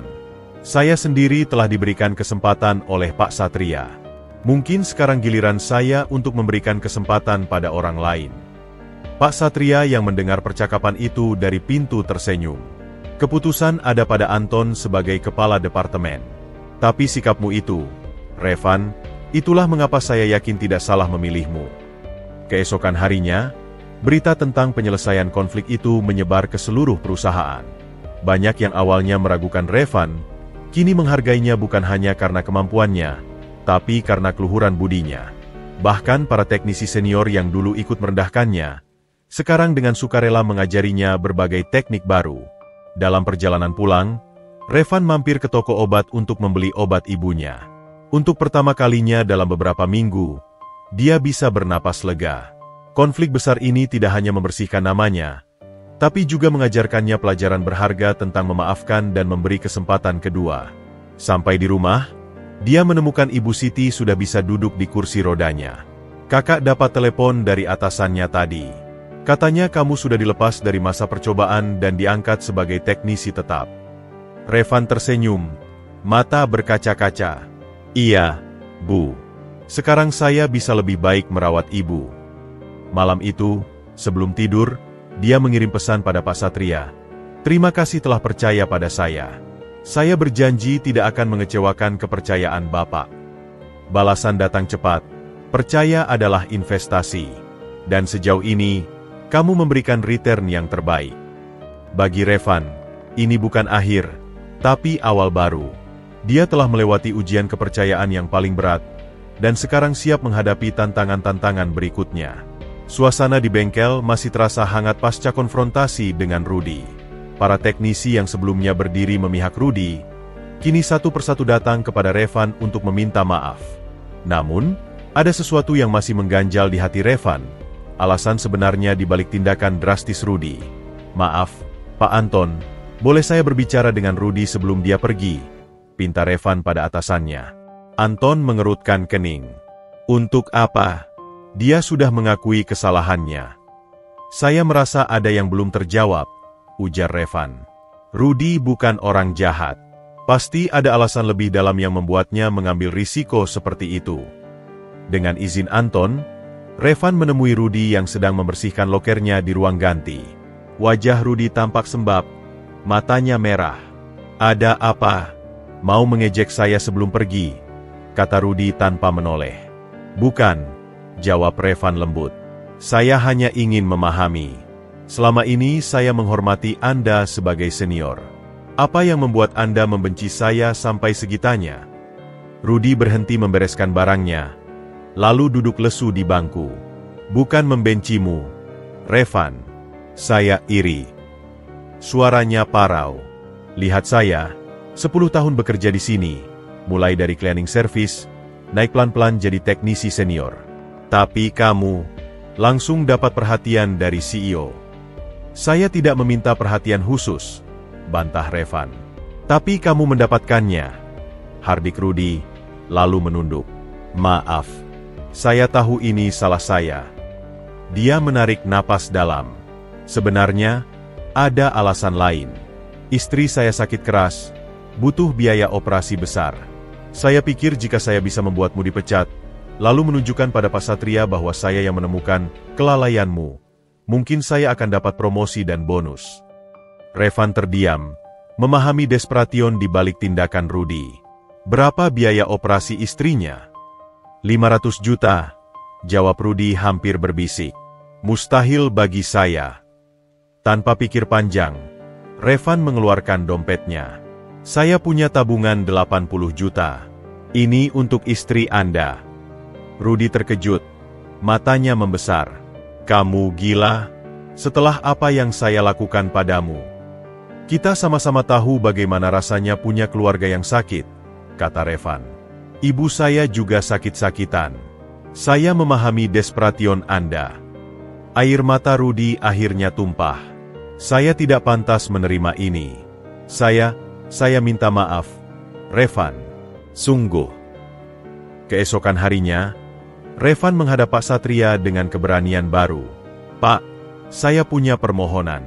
Bisakah Rudy diberikan kesempatan kedua? Dengan skorsing saja, bukan dipecat. Pak Satria memandangnya tak percaya. Setelah semua yang dia lakukan, saya sudah berbicara dengannya. Dia melakukannya karena desperation. Istrinya sakit keras butuh biaya operasi. Revan meletakkan printout rincian biaya operasi di meja. Dan saya punya usulan. Bagaimana jika perusahaan meminjamkan uang untuk operasi istrinya yang akan dicicil dari gaji Rudy?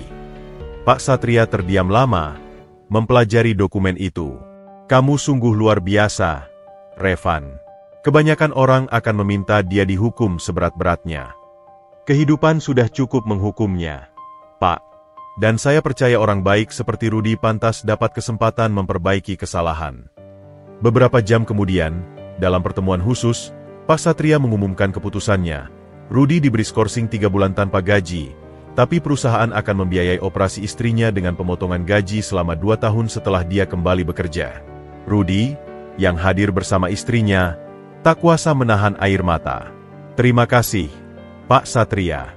Dan untukmu, Revan, saya tidak akan pernah melupakan kebaikanmu. Saat Rudy dan istrinya pergi, Pak Satria memandang Revan dengan bangga. Kamu tahu, dalam bisnis mobil mewah, kita tidak hanya menjual produk, kita menjual nilai. Dan hari ini, kamu menunjukkan nilai terbaik yang bisa ditawarkan manusia, pengampunan dan empati. Berita tentang penyelesaian konflik ini menyebar, mengubah pandangan semua orang terhadap Revan. Bukan lagi sekadar mantan sopir angkot yang beruntung, tapi seseorang dengan integritas dan keluhuran budi yang langka. Malam itu, saat Revan pulang ke rumahnya yang sederhana, dia menemukan Pak Satria sudah menunggu di depan rumah. Ada apa, Pak? Tanya Revan heran. Saya ingin bertemu ibumu, jawab Pak Satria. Ingin berterima kasih sudah membesarkan anak yang hebat. Pertemuan itu berlangsung mengharukan. Ibu Siti, meski masih lemah, bisa merasakan keikhlasan dalam kata-kata Pak Satria. Anak ibu mengajarkan kami pelajaran berharga tentang memaafkan, kata Pak Satria. Dan sebagai balasannya, Besok Revan tidak hanya akan diangkat sebagai teknisi tetap, tapi juga akan menjadi kandidat pertama untuk program beasiswa perusahaan. Air mata Ibu Siti mengalir. Terima kasih, Pak. Selama ini saya selalu khawatir dengan masa depan Revan. Tapi sekarang saya tahu, dia akan baik-baik saja. Kebenaran tidak hanya terungkap tentang apa yang terjadi di bengkel, tapi juga tentang karakter sejati setiap orang.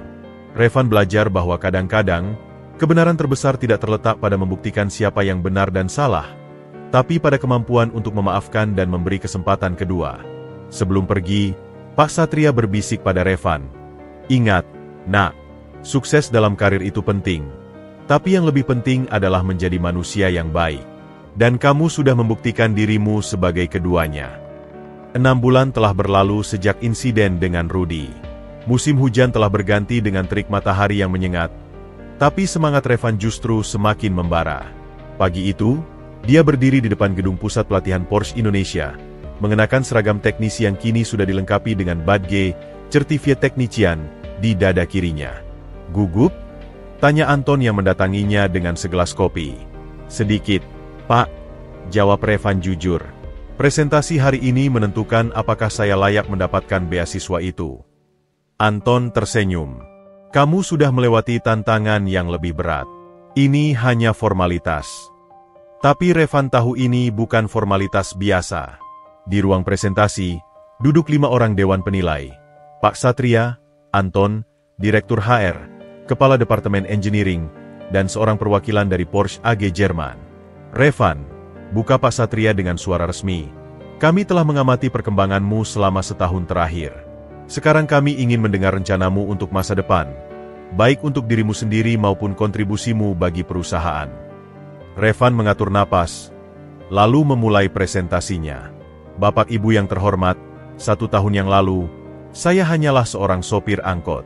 Hari ini, saya berdiri di sini bukan sebagai ahli, tapi sebagai pembelajar yang bersyukur. Dia mempresentasikan analisis mendalam tentang sistem pendingin pada model Porsche Taycan, termasuk beberapa usulan perbaikan berdasarkan pengalamannya menghadapi kondisi iklim tropis. Fascinating, kata Emmer Schmidt dari Porsche AG dalam bahasa Inggris. Bagaimana kamu bisa mengidentifikasi masalah pada thermal management system ini? Revan menjawab dengan percaya diri.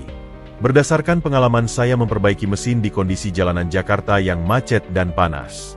Prinsip dasar pendinginan sama, hanya skalanya berbeda. Presentasi berlangsung selama 1 jam penuh. Revan tidak hanya menunjukkan penguasaan teknis, tetapi juga kemampuan analitis yang tajam dan pemikiran inovatif. Saat sesi tanya-jawab berakhir, Pak Satria berdiri. Revan, bisakah kamu menunggu di luar sebentar? Dengan jantung berdebar, Revan menunggu di koridor selama 15 menit yang terasa seperti 1 jam. Ketika pintu akhirnya terbuka, Pak Satria menyapanya dengan wajah berbinar. Selamat, ujarnya sambil menjabat tangan Revan. Dewan memutuskan untuk memberimu beasiswa penuh untuk mengambil S1 Teknik Mesin di Universitas Indonesia, dengan ikatan dinas selama 4 tahun setelah lulus. Revan hampir tidak percaya. Benarkah, Pak? Tidak hanya itu, sambung Anton yang muncul dari belakang. Kami juga mengangkatmu sebagai asisten supervisor di bengkel. Kamu akan memimpin tim kecil untuk proyek research and development kami. Emmer Schmidt menambahkan, Anda akan menjadi bagian dari program pertukaran teknisian ke Jerman tahun depan. Prestasi yang luar biasa untuk seseorang dengan latar belakang seperti Anda. Sore itu, Revan pulang dengan langkah ringan. Tapi yang paling mengharukan adalah saat dia sampai di rumah. Seluruh keluarganya sudah menunggu dengan wajah-wajah ceria. Kakak, sambut Sari memeluknya. Pak Satria tadi telepon dan cerita semuanya. Ibu sampai nangis. Ibu Siti memang masih terlihat lemah, tapi matanya berbinar bahagia. Anak ibu yang hebat. Ayah pasti sangat bangga di sana. Malam itu, mereka merayakannya dengan makan malam sederhana. Tapi yang istimewa adalah kehadiran Pak Satria dan Anton yang datang dengan membawa kue. Saya ingin melihat sendiri kebahagiaan keluarga yang telah melahirkan anak yang begitu berbakat, kata Pak Satria pada Ibu Siti. Terima kasih, Pak. Terima kasih sudah percaya pada Revan, jawab Ibu Siti dengan suara bergetar. Sebaliknya, Bu, Dialah yang mengingatkan kami pada nilai-nilai penting dalam bisnis dan kehidupan. Saat tamu-tamu istimewa itu pergi, Revan duduk bersama adiknya di teras rumah. Sar, sekarang kamu bisa fokus kuliah. Kakak akan biayai semuanya. Sari memandang kakaknya dengan mata berkaca-kaca. Kakak sudah berkorban begitu banyak untuk saya. Sekarang giliran saya yang membanggakan kakak. Beberapa hari kemudian, Revan memulai peran barunya sebagai assistant supervisor.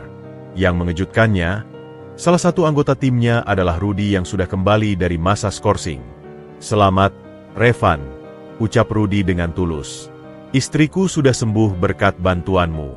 Sekarang giliran saya yang membantumu sukses. Tim kecil yang dipimpin Revan terdiri dari berbagai latar belakang, dari lulusan universitas ternama sampai teknisi berpengalaman seperti Rudy. Dan yang membuat Anton bangga, Revan berhasil memadukan berbagai keahlian mereka menjadi sebuah tim yang solid. Di akhir bulan, Revan menerima gaji pertamanya sebagai assistant supervisor. Jumlahnya hampir 3 kali lipat dari penghasilannya sebagai sopir angkot. Tapi yang paling membuatnya tersentuh adalah saat dia bisa membawa ibunya ke rumah sakit terbaik untuk pemeriksaan komprehensif.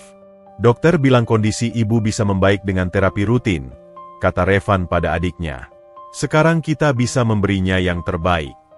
Kunci menuju masa depan ternyata bukan hanya tentang bakat atau kerja keras, tapi juga tentang integritas, empati, dan kemampuan untuk memaafkan. Revan telah membuka pintu yang dulunya terkunci, bukan hanya untuk dirinya sendiri, tapi juga untuk orang-orang di sekitarnya. Sebelum tidur, dia membuka album foto lama. Ada foto ayahnya berdiri bangga di samping angkot pertama mereka. Terima kasih, Yah. Warisan bintang telah membawa saya ke tempat yang tidak pernah saya bayangkan. Pameran Otomotif Internasional Indonesia menjadi saksi bisu transformasi yang luar biasa dalam hidup Revan. Dia berdiri dengan percaya diri di booth Porsche Indonesia, mengenakan setelan jas biru tua yang elegan, seragam resmi untuk para engineer yang terlibat dalam proyek khusus. Di dadunya, tergantung ID card dengan tulisan, Revan, R&D Engineer Technical Supervisor. Luar biasa, bukan? Kata Pak Satria yang mendekat, bangga memandang prototipe mobil listrik yang menjadi pusat perhatian pameran. Siapa sangka 1 tahun lalu kamu masih menyetir angkot. Revan tersenyum. Matanya masih tak percaya memandang mobil konsep yang dia bantu kembangkan. Saya sendiri tidak menyangka bisa sampai di sini, Pak. Prototipe itu adalah Porsche Taycan versi tropis, dengan beberapa modifikasi sistem pendinginan yang diusulkan Revan berdasarkan pengalamannya menghadapi iklim Indonesia. Namanya tercantum di papan deskripsi sebagai salah satu co-engineer. Tuan-tuan dan nyonya-nyonya, penyiar mengumumkan melalui pengeras suara. Kami persembahkan Porsche Taycan Tropical Edition, dengan inovasi sistem thermal management yang dirancang khusus untuk iklim Asia Tenggara. Sorotan kamera berkedip-kedip saat Pak Satria naik ke panggung. Ini adalah bukti komitmen Porsche terhadap pasar Indonesia. Dan yang lebih membanggakan, inovasi ini dikembangkan oleh engineer lokal berbakat kami, Revan. Saat Revan naik ke panggung, tepuk tangan bergemuruh.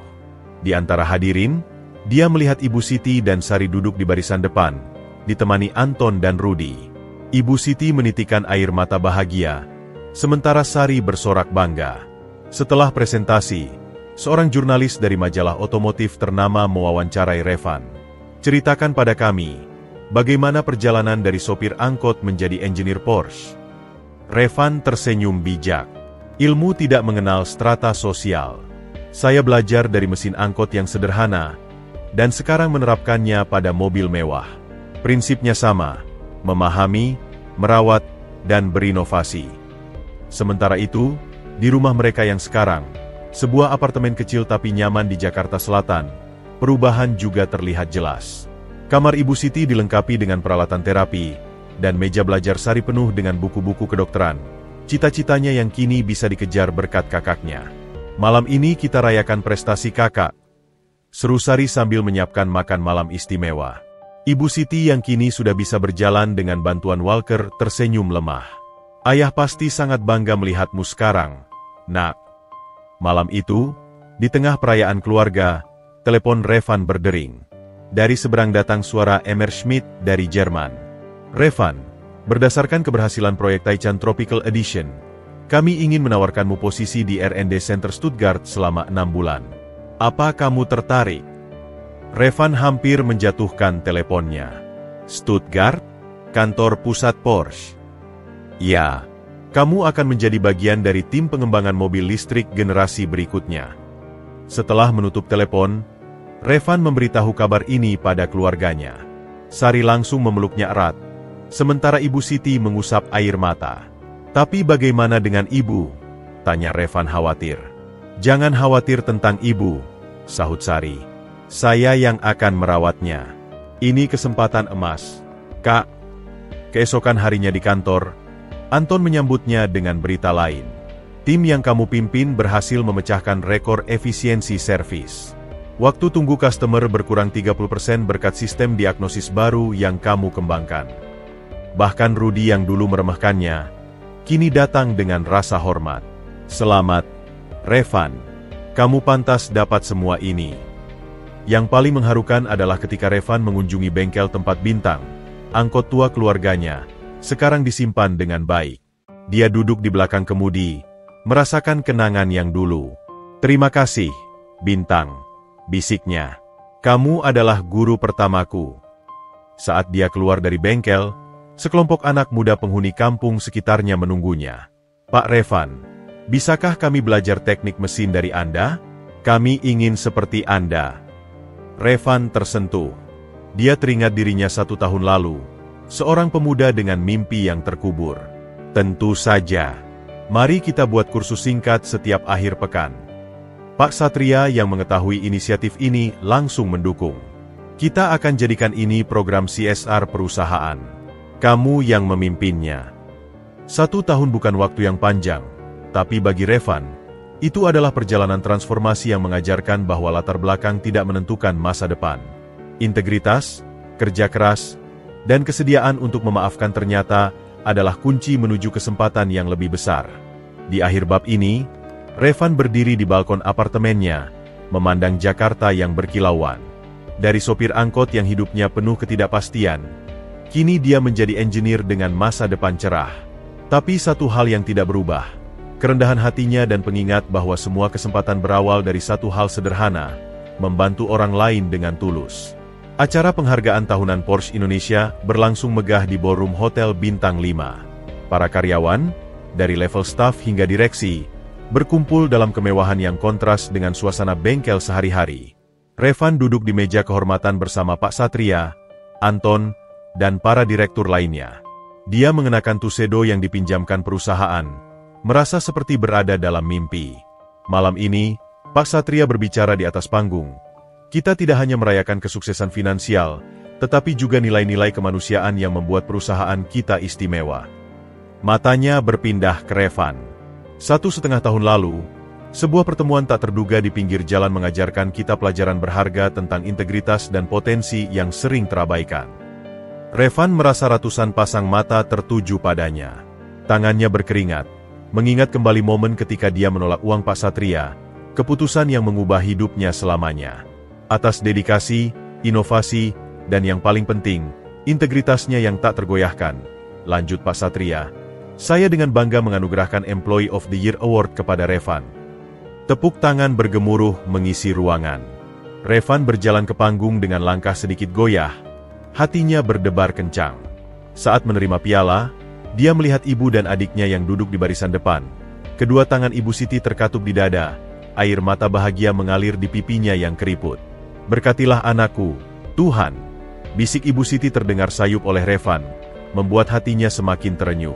Setelah acara, di sudut yang lebih privat, Pak Satria menghampiri Revan dengan segelas jus. Pernahkah kamu menyesal menolak uang 1 juta itu? Revan tersenyum. Tidak pernah, Pak. Jika waktu bisa diputar, saya akan melakukan hal yang sama. Uang 1 juta itu mungkin bisa membantumu selama seminggu, kata Pak Satria. Tapi dengan menolaknya, kamu membuka pintu untuk sesuatu yang lebih besar. Dia mengeluarkan amplop dari saku dalam jasnya. Ini adalah bagian dari profit sharing dari proyek Taichan Tropical Edition yang kamu pimpin. 5 kali lipat dari tawaran saya dulu. Revan membuka amplop itu dengan tangan gemetar. Jumlahnya membuatnya terkesima. Saya tidak tahu harus berkata apa, Pak. Kamu tidak perlu berkata apa-apa. Ini hakmu. Pak Satria menatapnya dalam-dalam. Tapi yang lebih penting dari uang itu adalah apa yang akan saya katakan berikutnya. Dia menunjuk ke arah jendela yang menghadap ke kota. Dalam 6 bulan ke depan, saya akan mempersiapkanmu untuk posisi Head of Indonesian Market Research and Development. Kamu akan menjadi wajah lokal Porsche di Indonesia. Revan terkesiap. Tapi, saya masih harus menyelesaikan pendidikan S1 saya, Pak. Pendidikan formal penting, tapi pengalaman dan visimu lebih berharga, jawab Pak Satria. Dan ingat, ini bukan hadiah. Ini tanggung jawab yang lebih besar. Keesokan harinya, Revan mengajak keluarganya makan malam di restoran sederhana yang dulu tidak mampu mereka datangi. Ibu, Sar, ada yang ingin saya beritahukan, ujarnya sambil menyerahkan buku tabungan pada mereka. Ini tabungan untuk rumah pertama kita. Bukan kontrakan, tapi rumah milik sendiri. Ibu Siti memegangi buku tabungan itu dengan tangan gemetar. Anakku, ini mimpi yang tidak pernah ibu bayangkan bisa terwujud. Saya juga sudah daftar program beasiswa dokter, tambah Sari dengan mata berbinar. Kakak tidak perlu lagi membiayai saya sepenuhnya. Keluarga itu berpelukan, air mata kebahagiaan tak terbendung. Perjalanan dari rumah petak yang bocor, hingga memiliki mimpi untuk rumah sendiri terasa seperti mukjizat. Minggu berikutnya, Revan mengunjungi kampung halamannya. Dia berdiri di depan sekelompok pemuda. Beberapa di antaranya adalah mantan teman seprofesinya sebagai sopir angkot. Banyak yang bertanya bagaimana saya bisa sampai di posisi sekarang, ujarnya. Rahasianya bukan pada seberapa pintar atau beruntungnya kita, tapi pada integritas dan kesediaan untuk terus belajar. Salah seorang pemuda mengacungkan tangan. Tapi Bang Revan, kami tidak punya kesempatan seperti Anda. Kesempatan tidak datang sendiri. Kita yang menciptakannya, jawab Revan. Mulai minggu depan, saya akan membuka program pelatihan gratis untuk kalian. Saya sudah dapat persetujuan dari perusahaan. Program pelatihan itu tidak hanya mengajarkan teknik otomotif, tetapi juga soft skill dan bahasa Inggris. Revan ingin menciptakan lebih banyak kesempatan bagi anak-anak muda yang seperti dirinya dulu. Di akhir bulan, saat Revan menerima gaji dan bonusnya, dia menyisihkan sebagian untuk membeli kursi roda elektrik baru untuk ibunya. Saat dia membawanya pulang, Ibu Siti hanya bisa memeluknya erat. Papa pasti tersenyum di surga melihatmu sekarang, Nak. Malam itu, Revan berdiri di balkon apartemennya, memandang kota Jakarta yang tidak pernah tidur. Dari seorang pemuda yang harus berjuang keras hanya untuk bertahan hidup, kini dia menjadi sumber harapan bagi banyak orang. Dia mengeluarkan ponselnya dan mengirim pesan pada Pak Satria. Terima kasih telah melihat sesuatu dalam diri saya yang bahkan saya sendiri tidak percaya. Balasan Bapak bukan sekadar uang atau karir, tapi keyakinan bahwa setiap orang pantas bermimpi besar, dari manapun mereka mulai. Balasan datang beberapa menit kemudian. Kamu yang mengingatkan saya pada makna sebenarnya dari kesuksesan. Terima kasih telah menjadi inspirasi bagi kita semua. Revan tersenyum, menyadari bahwa balasan terbesar memang bukanlah uang, tetapi kesempatan untuk mengubah hidup, baik hidupnya sendiri maupun hidup orang lain. Dan itu adalah hadiah yang tak ternilai harganya.